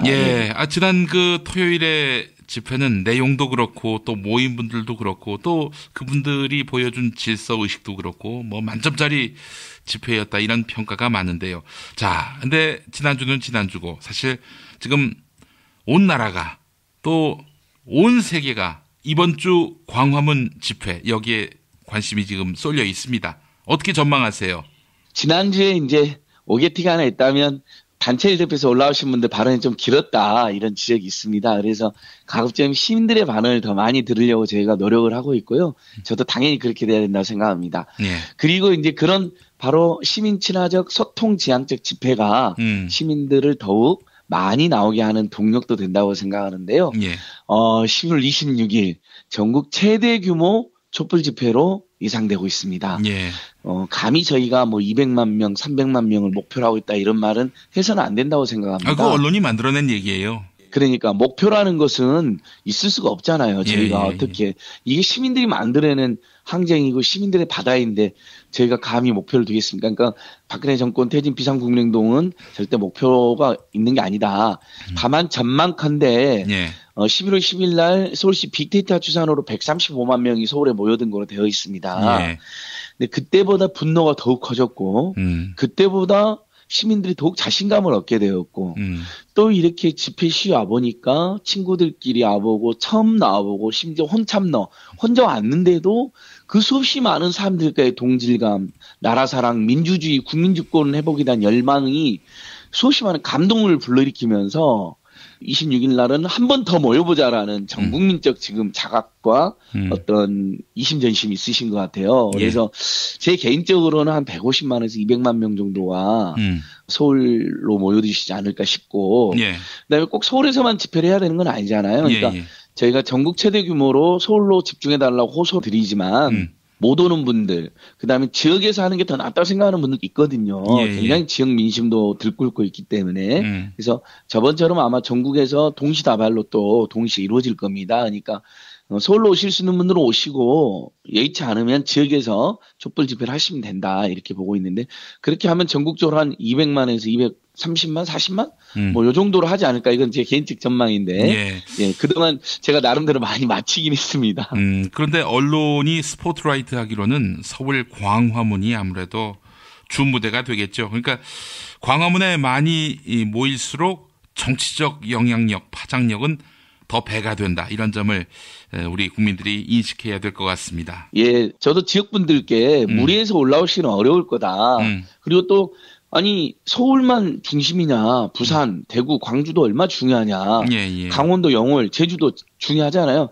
그렇게 하실 수 있는 분들 하시되 그러나 방금 우리 PD님께서 말씀하신 것처럼 서울에서 정말 200만, 300만 모인다면 정말 위대한 혁명이 되는 거거든요. 그리고 더 이상 박근혜가 버틸 재간이 없어질 것이다. 그리고 청와대를 정말 2겹, 3겹, 4겹, 5겹으로 포위하는 거거든요. 그렇죠. 그렇게 해서 일종의 명예혁명을 이루자. 피 한 방울 흘리지 않고도 독재자 또는 범죄자를 쫓아낼 수 있는 그래서 지금 전 세계가 주목하고 있는 거거든요. 그래서 박근혜 일당이 떨어뜨린 대한민국 명예, 민주주의의 명예를 우리 국민들이 지금 완전히 일떠세우고 있는 것입니다. 예. 위대한 애국자들입니다. 위대한 주권자들이고 예. 저는 매일매일 이 주권자들 위대한 힘 앞에 전율을 느끼고 있습니다. 예. 아니 그 검찰이 뭐 촛불 때문에 우리가 박근혜를 주범으로 보게 됐다 이런 말은 안 했지만 이 촛불의 여판이고서는 어떻게 저 검찰을 움직일 수 있었겠습니까? 그러니까요. 법원이 경찰이 검찰이 나라 사랑하는 마음을 이해한다라든지 그래서 청와대로부터 지휘도 받았다는데 경찰이 예. 그다음에 경북국역 광화문 앞 대로를 헌정사상 처음으로 법원이 행진을 허용했고 지난주 토요일은 집회 시간대가 못 맞아서 그렇지 그 청와대 바로 앞에 창성동 별관 예. 그다음에 오른쪽에 삼청동길 행진도 참여연대가 소송을 내서 이겼습니다. 예. 그래서 법원에서 그것도 역시 헌정사상 처음으로 보장을 한 것이거든요. 예, 그래서 예, 예.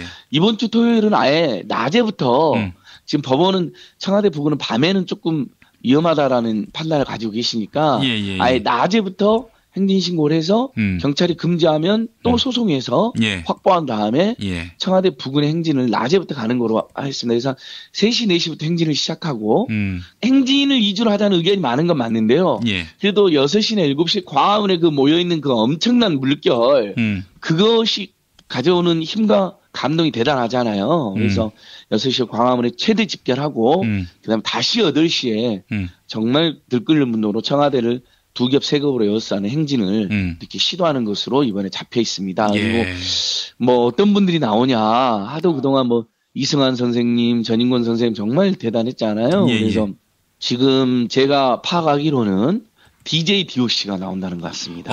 그래요? 예. 그러니까 가수들이라든지 문화예술인들도 지금 분노가 들끓어서 그렇죠. 곳곳에서 지금 이분들이 사실 투쟁도 하고 입장 발표를 하고 계시잖아요. 예. DJ DOC도 안치환 선생님. 사람이 꽃보다 아름다워. 광야에서 이런 노래 부르면 또 광장이 정말 대단한 열광이 될 겁니다. 예. 민주의 열광, 하나된 열광 예. 이런 분들이 나오고 또 레미제라블을 뮤지컬로 하는 팀도 나오셔가지고 아이고. 그 레미제라블에 나오는 그 민중의 노래 다들 좋아하시잖아요. 글쎄 말입니다. 예. 그 노래도 나오고 그래서 중간중간에 시민들의 자유 발언과 또 우리 박근혜 정권 퇴진 국민행동이 어떻게 할 것이다라는 일종의 보고 말씀 예. 그리고 각종 공연들 그리고 행진 거기에다가 11월 30일 날 굉장히 인상적으로 노동자들이 총파업을 11월 30일 전에는 학생들이 동맹유업을 그리고 또 농민들이 지금 농기계를 이끌고 서울로 상경하고 계세요. 예. 국정 파탄, 농정 파탄, 박근혜는 퇴진하라 하면서 그래서 이렇게 노동자, 농민, 학생 대표들의 각오 말씀. 근데 이제 단체 대표 말씀이 너무 길면 문제가 됩니다. 그래서 예. 전부 무조건 3분 이내로 하기로 이렇게 룰도 정했습니다. 예. 그래서 아마 이제 이 방송 들으시는 청취자들께서도 지난 중에 뭐 단체 대표 발언 너무 길었어 지적하신 분들이 있을 거예요. 예. 정말 그걸 몰라서 그렇게 된 게 아니라 아무리 주의를 주셔도 무대에만 올라가면 사람들이 다 흥분하고 너무 그동안 억눌린 게 많으니까 예. 억울했던 게 많으니까 시민들이 하고 싶은 이야기가 늘어나는 겁니다. 그러니까 그 마음 조금만 이해해 주시고 이번 주부터는 절대적으로 좀 더 많은 시민들의 이야기를 듣는 그런. 그리고 지난주에도 자유발언대를 곳곳에 설치했었거든요. 그래서 예. 그 유튜브라든지 지금 동영상 그런 사이트 보면 사이다 발언들이 엄청 많이 돕니다. 그러니까 자유발언대를 만들었더니 시민들이 어디서 그런 농객들이 있었고 명연사들이 있었는지 정말 말씀 잘하시더라고요. 그러니까 지금 대한민국 전역이 민주주의 학습 중이고 민주주의 연설 중이다. 저는 이렇게 보고 있습니다. 예. 알겠습니다. 정말 참 이번 토요일 촛불의 바다 벌써부터 가슴이 뛰는데요. 자, 우리 시민사회단체에서는 정치권에서 지금 탄핵으로 돌파구를 마련하려는 움직임에 대해서 어떻게 보고 계십니까? 예, 탄핵 정치권이 당연히 해야 될 이야기고 준비해야 된다고 생각합니다. 다만 많은 국민들이 아니 야3당이 한번 퇴진에 올인도 안 해보고 특히 제1야당 말하는 겁니다. 퇴진 입장도 늦게 정했으면서 퇴진에 올인도 안 하고 탄핵으로 가는 거에 대해서는 우려가 있는 것 같습니다. 예. 그러니까 아무리 퇴진 운동을 해도 버티게 들어가는 경우에 어느 시점에서 신속하게 탄핵을 해가지고 박근혜의 직무를 정지시켜야 되잖아요. 그것을 모르는 바는 아니지만 그래도 이번 주 토요일 11월 30일 이른바 국민총파업, 국민총저항의 날 그리고 또 12월 3일 또 6차 법무부 행동까지는 거래 민심에 부응해서 야당들도 일종의 당원이나 지지자들의 집결 총참여를 호소하고 그러면서도 버티기 작전에 들어가고 근데 박근혜가 계속 국정화 교과서를 발표한다든지 한일 정보협정도 어저께 강행했잖아요. 뭐 국무회에 들어와서 박원순 씨랑 굉장히 잘 싸운 것 같던데 요런 짓을 계속 한다면 직물 정지해야 된다는 여론이 높아질 테니까 야 3당의 공조를 잘하고 무소속 의원들 챙기고 비박 세력 중에 탄핵 세력들 챙기고 포섭하면서 신속하게 탄핵을 그때 해도 늦지는 않다 이렇게 보고 있습니다. 그래서 지금 시점에서 퇴진에 올인하는 게 옳다. 한 번도 야당이 그걸 하질 않았다. 물론 이제 정의당은 열심히 했습니다만 최소한 국민의당하고 더불어민주당은 퇴진운동 올인하지 않았기 때문에 많은 분들이 탄핵 자체에 대한 반대보다는 퇴진운동에 올인하지 않고 또는 퇴진을 즉각 끌어내려야 되는데 시간이 걸리는 탄핵에 지금 돌입하는 것은 문제가 있다. 이런 지적이 있는 겁니다. 그래서 저희도 탄핵 자체를 반대하는 건 아니지만 제 개인적으로도 또 제가 속해 있는 참여연대에서도 다만 야당이 이번 주 토요일 그리고 다음 주까지 일종의 집중 투쟁 기간으로 같이 설정해서 모범적으로 국민들 앞에 힘 있는 야당의 모습을 보여줘라. 강력하고 전면적인 퇴진 운동을 몇 주라도 전개해보자. 이런 제안을 드리고 싶습니다. 알겠습니다. 자, 마지막으로 이야기 하나만 더 여쭤보겠습니다. 중장기 투쟁 전망. 그러니까 토요일 집회로 정상적이라면 벌써 지지난주에 물러났어야 했지요. 민심을 확인하고. 그런데 아직도 버티는 거 봐서는 계속 개길 것 같다는 그런 염려 아닌 염려도 있고요. 중장기 투쟁 계획도 세워놓아야 할 필요가 있겠다. 이런 생각이 드는데 어떻습니까? 예. 우리 청취자들께서 또 국민들께서 제일 걱정하는 부분이 바로 그 부분입니다. 이렇게 200만, 300만이 모여도 물러나지 않으면 어떡하냐. 5천만이 모여도 안 물러난다 이런 얘기도 있고. 예. 벌써부터 일부 기자들은 저에게 피로증이 있지 않느냐. 초조함이 있지 않느냐. 막 이런 얘기를 물어봐요. 그리고 무슨 허무주의도 있지 않느냐. 그렇게 모였는데도 안 됐다 이런. 아주 댓글 중에 일부 그런 거 있지만 대부분 거의 절대 다수는 그렇지가 않다. 지금 박근혜를 끌어내리기 위한 국민적 항쟁에 동참하면서 민주주의도 배우게 되고 집회에서 인권수칙도 배우게 되면서 예를 들면 여성이나 사회적 약자에 대한 비하 발언 같은 것도 하지 말아야 된다는 자각도 돌고 그렇죠. 이게 집회하면서 처음으로 인권수칙 이런 게 발표가 됐었거든요. 심지어 예외가 없습니다. 사회자나 발언자 중에도 실수가 있으면 사과까지 했거든요. 그러니까 이 자체가 거대한 지금 항쟁이고 민주시민 교육의 장이고 온 국민이 지금 사회통합이 되고 있는 장이거든요. 그동안 상처받고 억울했던 많은 분들이 하소연을 털어놓을 수 있는 그런 회원의 자리가 되고 있습니다. 그래서 우리 국민들이 그렇게 쉽게 지치지 않는다. 이번 주에 그렇게 모였는데도 안 오면 다음 주에 또 모이고 날은 추워지지만 다다음 주에 또 모이고 날이 추워지면 따뜻하게 입고 집회 시간 좀 짧게 하고 행진은 좀 길게 한다든지 여러 가지 변형을 하면서 우리 국민들께서 중장기전으로 갈 수 있는 채비도 같이 하자 이런 취지이고요. 그럼에도 불구하고 이제 직무가 계속돼서 위험한 짓을 하기 때문에 어느 시점에서는 국민들께서도 빨리 탄핵을 해서 직무를 정지시키자. 그리고 이제 탄핵을 했으니까 우리 길거리로 안 나오는 게 아니라 탄핵이 됐는데도 버티고 있으니까 더 나쁜 사람이다. 더 많이 모이자. 지금은 퇴진이라는 원트랙이지만 어느 시점 탄핵과 퇴진이라는 투트랙으로 국민들이 전환할 가능성도 있다고 봅니다. 그래서 그런 부분들에 있어서는 우리가 절대 초조하거나 조급해할 필요도 없다. 즐기면서 오래 가자. 보람 느끼면서 오래 가자. 그러나 늘 희망을 가지자. 당장 이번 주 토요일 날 200만이 모이면 내려올 수 있다는 희망을 가지고 또 버티네? 그래? 그럼 다음 주 또 한 번 100만 명 모여보지. 그런 희망을 가지고 하다 보면 분명히 저는 특정한 시점에서 우리가 이길 수밖에 없다. 네. 누구도 근데 이 정세를 전망하지 못했잖아요. 매일매일 지금 시시각각 정세가 바뀌지 않습니까? 검찰이 그렇게 공소장이 화끈하게 박근혜 범죄 행위를 물론 뇌물죄라든지 이런 건 다 빠져있긴 하지만 박근혜가 주범임을 공소장에 그렇게 화끈하게 넣을지 예상 못했잖아요. 예. 결국 촛불의 힘이 민중의 힘이 그렇게 만든 것이거든요. 우리 국민들 이대한 항쟁이 그렇게 변화를 만들고 있습니다. 그러니까 이미 많은 변화를 이미 많은 승리를 쟁취한 것입니다. 다만 퇴진만 이루어지지 않은 것일 뿐이니까 제가 너무 처져야 할 필요는 없다고 생각합니다. 예. 길어질 수 있다는 생각 여유를 좀 가지되 그러나 매주 집중하는 마음도 병행해보자 이런 취지입니다. 예, 우리 안진걸 처장님 매주 이렇게 고생하시는데 이 고생 개인의 어떤 그런 복락과 야망을 위한 희생이 아니니까요. 예, 그렇기 때문에 더 빛이 납니다. 예. 예.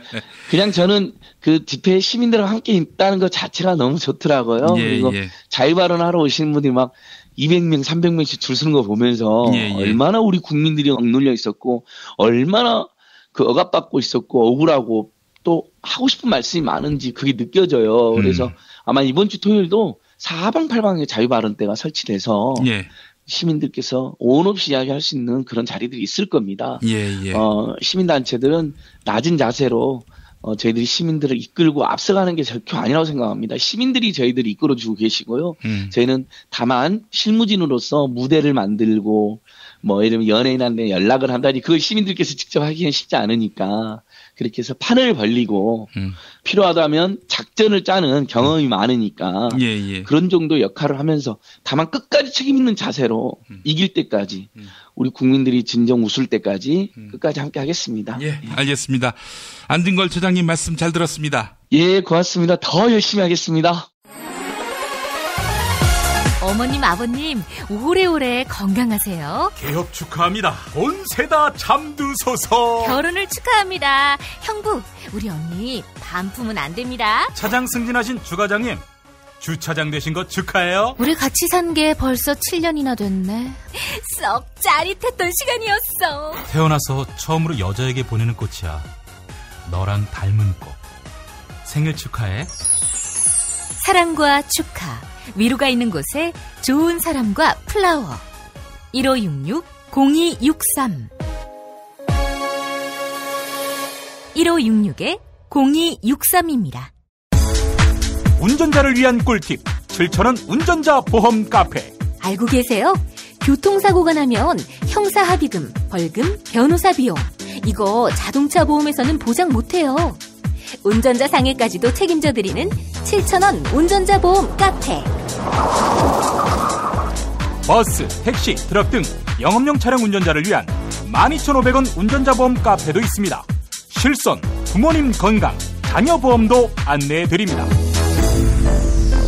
02849-9730 연중 무휴라 언제든 02849-9730.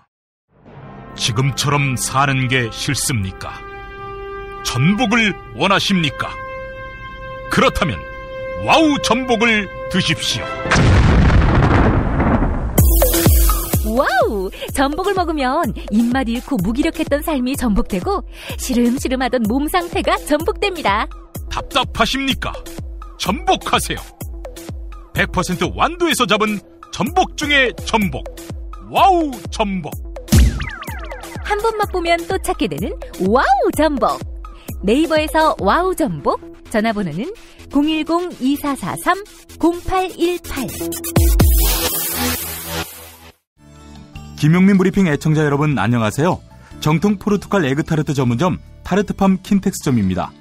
요즘같이 입맛 떨어지는 비상식의 시절, 그럼에도 불구하고 우린 살아가야 하지 않겠습니까? 자, 드셔본 분들은 감탄사를 연발하는 기가 막히게 맛있는 에그타르트로 기분 전환해보세요.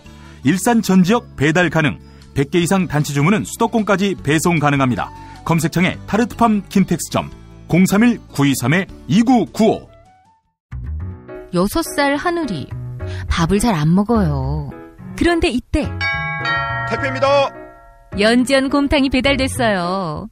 직접 도끼로 팬 장작불 위에 한우 사골과 도가니를 가마솥에 한가득 넣고 24시간 끓인 진구. 연지연 곰탕이 하늘이 입에 들어가는 순간, 아, 맛있다. 엄마 한 그릇 더 주세요. 조미료 같은 첨가물이 전혀 들어가지 않아 엄마의 기쁨은 더하답니다. 7팩 이상 무료 배송합니다. 주문 전화는 010-7252-1114 010-7252-1114. 오늘을 읽는 책, 문학평론가인 국민대학교 국문학과 정선태 교수와 함께합니다. 정선태 교수님과 함께하겠습니다. 교수님. 네, 안녕하세요. 예. 자, 교수님, 벌써 이렇게 또 말일이 다 돼갑니다. 지난 10월 말부터 한 달 동안 정말 어처구니 없는 일들이 네. 물밀듯이 쏟아져서 정신을 못 차리고 있습니다. 하루라도 뉴스를 놓치면은 못 따라가겠어요? 네, 그러게 말이에요. 정신이라도 없고, 오늘 날씨도 추운데 또 희한한 뉴스들이 쏟아지니까 어떻게 이걸 가늠해야 할지 정말 판단하기 어려워요. 예. 요즘에 이름을 슬쩍 바꿔서 한자만 바꿔서 이렇게 출판하는 경우가 많은데 오늘 또 소개해 주실 비통한 자들을 위한 정치학, 이걸 빗대서 비루한 자들을 위한 정치학, 이런 거 하나 내도 좋을 것 같아요. 예, 한번 우리 김 PD가 한번 해보시죠. 괜찮을 것 같네요. 예. 자, 비통한 자들을 위한 정치학, 어제에 이어서 오늘도 한번 설명해 주시면 감사히 듣겠습니다. 네. 어제에 이어서 오늘도 파커 제이 파머가 쓴 비통한 자들을 위한 정치학 이어가겠습니다. 예. 부제가 왜 민주주의에서 마음이 중요한가라고 말씀드렸는데요. 예. 제가 오늘 한 번 더 여러분들께 말씀드리고자 했던 건 이 미국을 대표하는 교육 지도자답게 이 책의 6장에서 정치와 민주주의 또는 민주주의와 인문학에 대해서 아주 공들여서 서술하고 있어서 이 부분을 좀 소개해 드릴까 해서 다시 한 번 더 시간을 냈습니다. 예. 광장에 나가보시면 아시겠지만 공평하지 않은 사회, 그런 비민주적인 사회에 저항하기 위해서 우리 중고등학생들이 막 밀려 나오는 거 참 놀랍죠. 예. 거대한 민주주의 학습장교 같습니다. 예. 그런데 이런 식으로 민주주의를 학습하게 해서 개성세들어서 좀 미안하긴 합니다만은 이 책에서 파머가 강조하는 게 바로 학교에서 이 외부 세계만을 다룰 게 아니라 전문적인 지식 습득만이 아니라 내면을 탐구할 수 있는 그런 조건들을 교육이 체계적으로 제공해야 한다고 얘기를 합니다. 그러면서 여기 시인 라이너 마리아 릴케의 유명한 책이 있죠. 젊은 시인에게 보내는 편지의 일부를 인용하면서 이렇게 서술합니다. 그 부분 먼저 읽고 시작하겠습니다. 예. 릴케 말입니다. 마음속에 풀리지 않는 의문에 대해 인내하라. 질문 그 자체를 사랑하라. 답을 구하지 말라. 그것을 살지 못하기 때문에 답이 주어지지 않는 것이다. 핵심은 모든 것을 살아가는 것이다. 지금 질문들을 살아라. 그러면 서서히 자신도 알지 못하는 사이에 먼 훗날 그 답을 살고 있을 것이다. 여기 핵심은 의문에 대해서, 질문에 대해서 쉽게 답을 구하지 말라고 얘기합니다. 의문을 살라고 얘기를 해요. 계속 의문을 안고 뒹굴라는 거죠. 그리고 이 핵심은 모든 것을 살아가는 것이라고 강조합니다. 질문들을 살라는 말이 좀 역설적일지 모르겠지만 이 질문 속에 계속 질문들을 이어간다는 얘기죠. 예. 그러다 보면 어느 사이에 답이 나에게 찾아올 거라고 얘기하는 겁니다. 하면서 이 파머는 이 인용 다음이 이렇게 강조합니다. 학생들이 내면 탐구를 할 수 있는 조건을 창출한다고 해서 그 질문에 대한 답을 제시하는 것은 아니다. 내적인 삶에 대한 질문은 통상적 의미에서의 답을 갖고 있지 않기 때문이다. 그 조건을 창출한다는 것은 살만한 가치가 있기 때문에 물을 만한 가치가 있는 질문, 자신의 삶 한가운데 충실하게 붙들 수 있는 질문을 던지는 방법을 배우도록 돕는 것을 의미한다라고 얘기합니다. 예. 제가 우리 학생들에게 늘 강조합니다만 공부란 특히 학문이라고 할 때 이 학문은 묻는 방법, 그러니까 질문하는 방법을 배우는 거라고 강조합니다. 여기서 역시 질문을 살라고 얘기를 합니다. 그러니까 답을 쉽게 찾으려 하지 말고 질문을 살면서 오랫동안 고민하다 보면은 질문에 이어서 그 다음에 답이 올 것이라고 얘기합니다. 근데 우리는 너무나 쉽게 답을 구하는 경우가 많죠. 그러면서 교육이 미국의 교육을 강조하지만 한국의 교육도 크게 다르지 않은 것 같습니다. 답이 너무나 뻔한 어떤 전문적인 지식들만을 강조하는 교육이 지배적이라 얘기합니다. 그러다 보니까 내면을 일깨우는 이 문학이나 역사나 어떤 예술 이런 데 대한 공부가 깊이를 확보하고 있지 못하다고 얘기를 합니다. 우리 사회도 그렇지만 전문가들이 판을 치고 있는 세계에서 인문학 또는 질문에 대한 깊이 있는 사유가 없이는 그 사회가 악을 저질러도 그 사회가 타락해도 어떻게 대처할 방법이 없다는 것이죠. 그러면서 자신이 그 홀로코스트의 예를 배운 걸 설명하면서 이렇게 얘기합니다. 우리는 홀로코스트를 유발할 수도 있는 개인적, 사회적 병리를 방지하도록 마음의 습관을 가르침으로써 민주주의 이상에 기여할 수 있을 것이다. 잔인함과 창의성의 역사, 환경 파괴와 복원, 절망과 희망의 문학 등 모든 분야의 사실이 긴장을 유발하는 질문들을 제기한다는 것을 학생들은 배운다.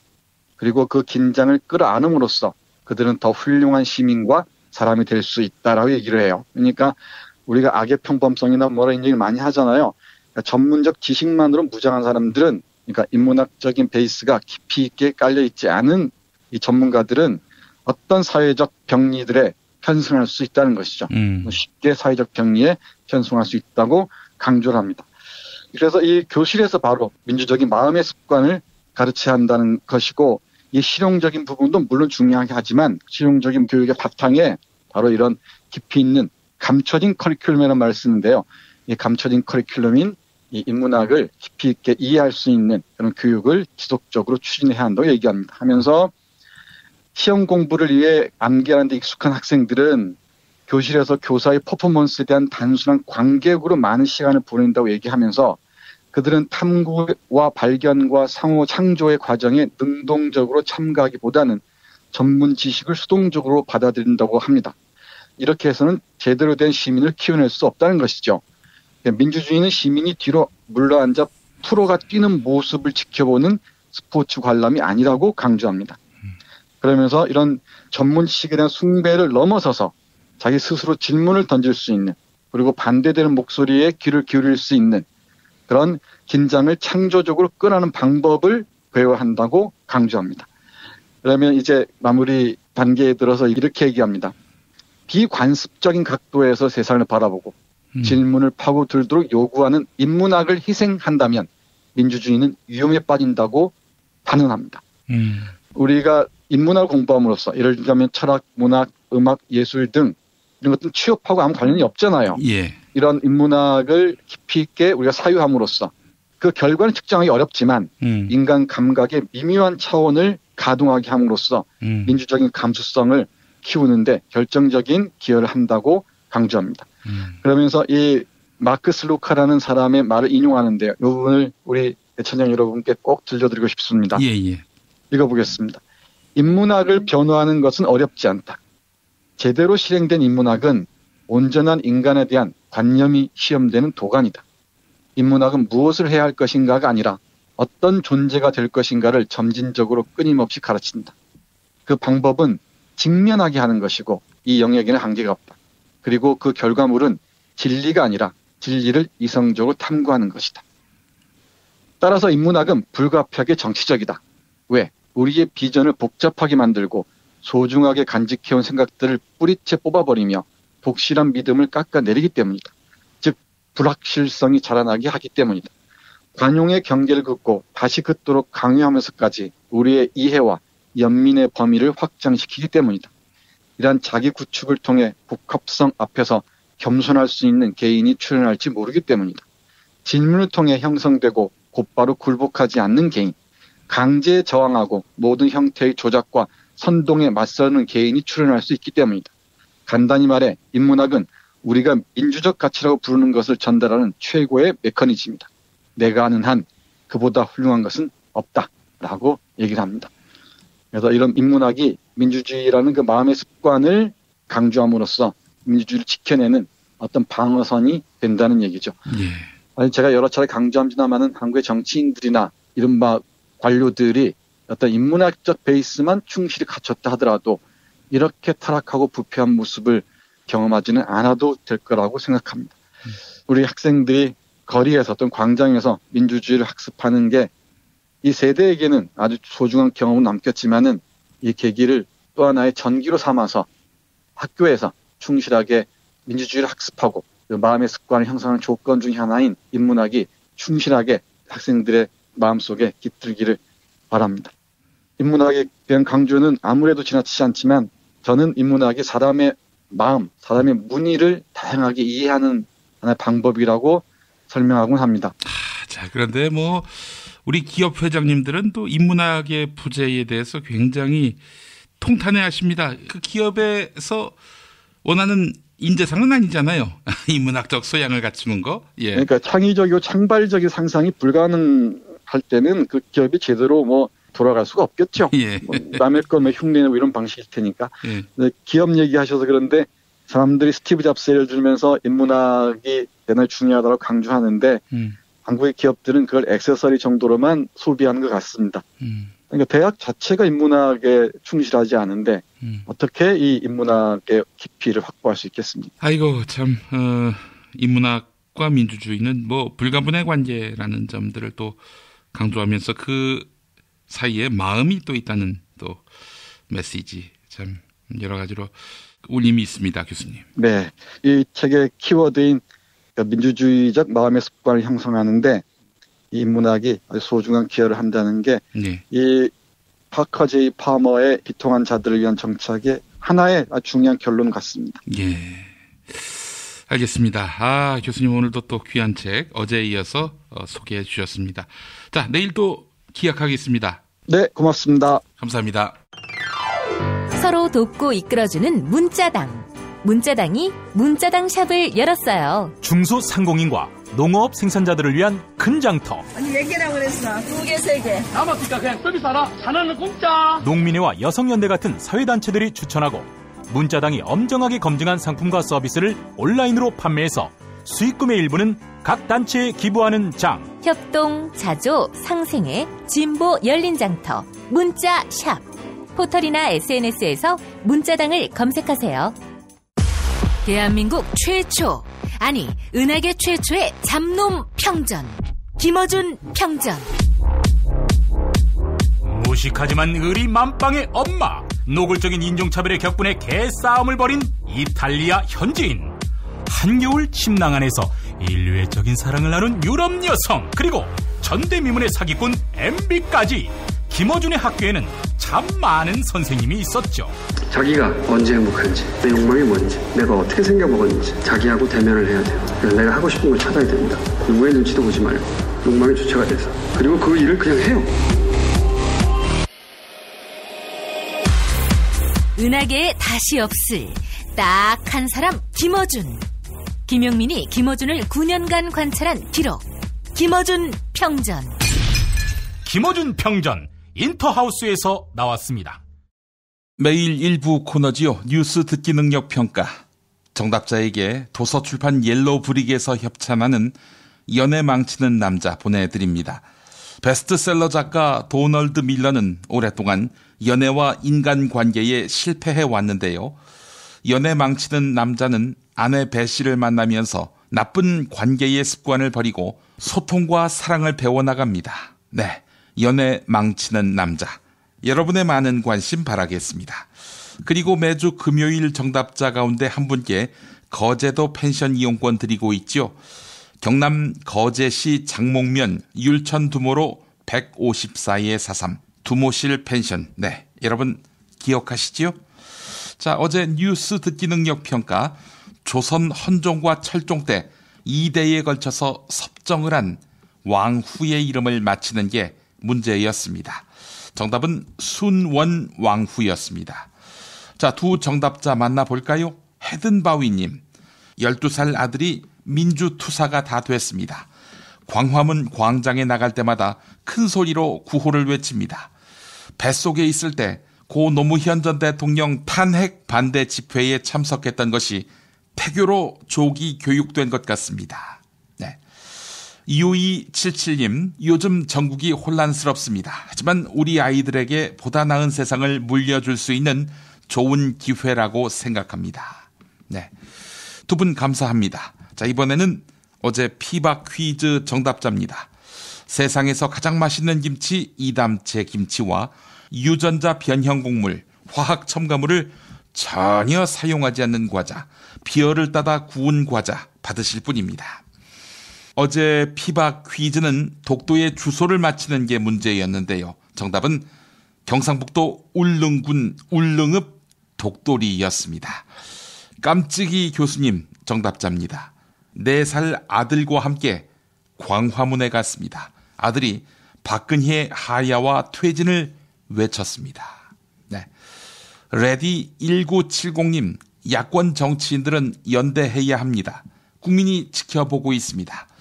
칼바람이 불어도 촛불로 응원하겠습니다. 네, 감사합니다. 이종황의 허리디스크쇼로 이어갑니다.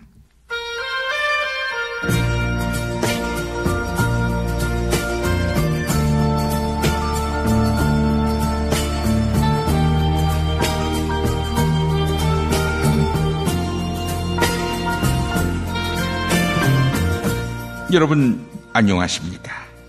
여러분의 DJ 이종황입니다. 여러분의 신청곡과 사연으로 함께하는 시간 이종황의 허리디스크쇼.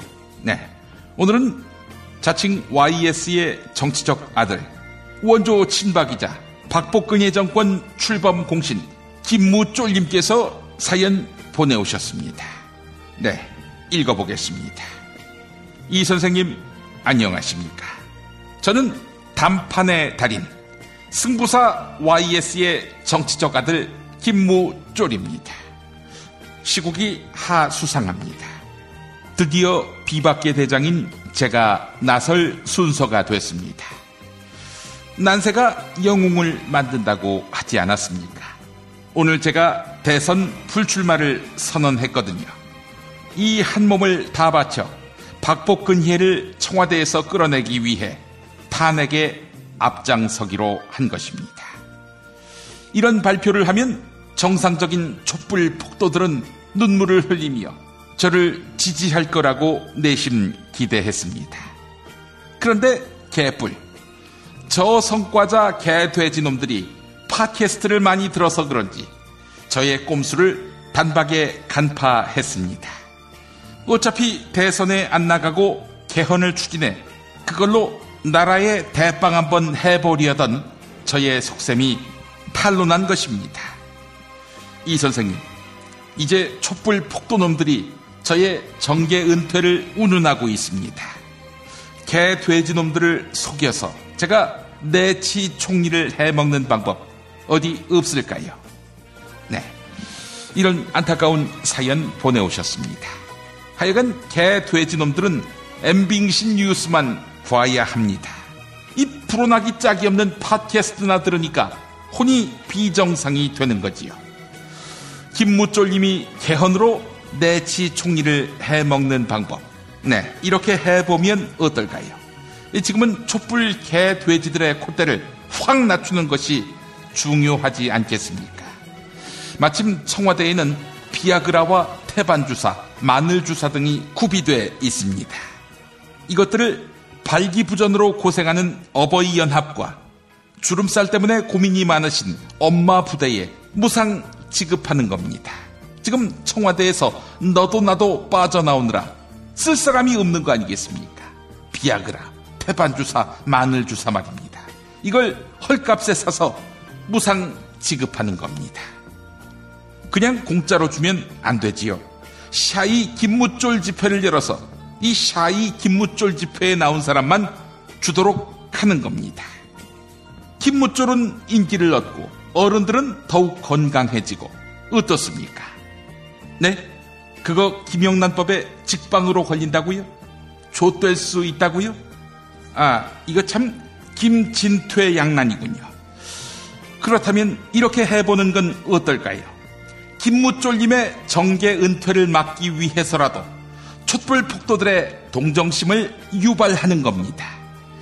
YS 정부에서 통일 부총리를 했던 한 어르신이 김무쫄님이 치매에 걸렸다 이렇게 말하지 않았습니까? 이참에 김무쫄님, 국민들 앞에서 나 치매에 걸렸다 이렇게 선언하는 겁니다. 네? 치매에 걸렸다고 하면 정계 은퇴해야 하는 거 아니냐고요? 아니 뭐 최면술에 홀리는 정신 나간 사람도 대통령으로 있는 마당에 치매가 어디 흠이나 되겠습니까? 어차피 뭐라고 해도 안 찍어줄 촛불 폭도들. 네, 김무쫄님이 나 치매에 걸렸다 이렇게 밝히면 혀를 끌끌 차기는 하겠지만 함부로 비난하거나 욕하지는 않을 겁니다. 네? 치매 노인으로 매도돼서 정치적 고자가 되느니 비아그라를 먹고 정치 정력가가 되겠다고요? 정계 은퇴를 하느니 김무쫄님이 그렇게 사랑하는 핵발전소와 함께 자폭하겠다고요? 야, 이 새끼 YS의 아들이란 새끼가 기회주의만 배웠냐? 이 새끼 원조 친박 주제에 박복근혜를 심판한다고 하고, 이 와중에 내치총리 욕심이나 부리면서 정치쇼나 하고, 너는 박복근혜와 함께 정계를 떠나야지, 이 새끼야. 하여간 이런 어처구니 없는 사연은 즉각 처리해야 합니다.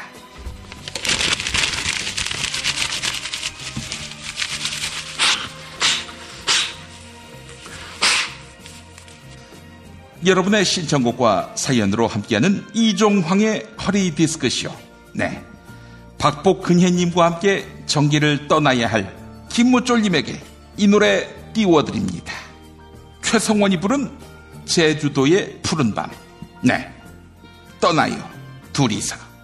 제주도민 여러분, 죄송합니다.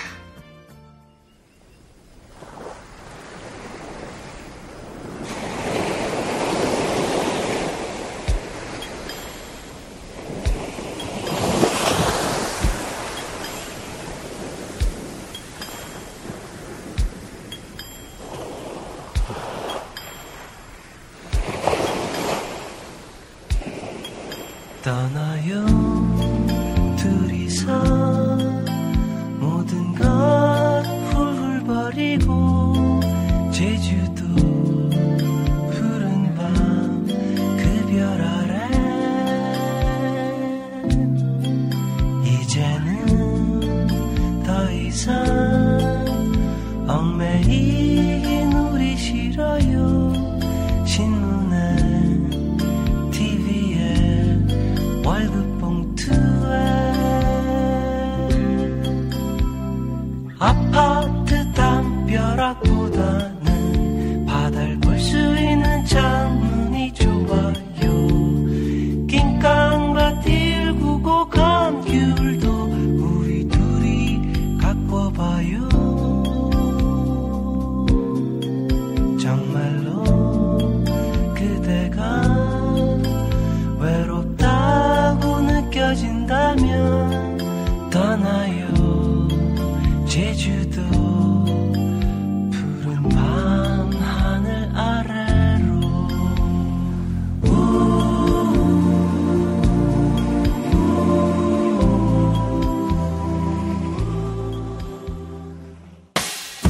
김용민 브리핑과 함께한 시간 어떠셨어요?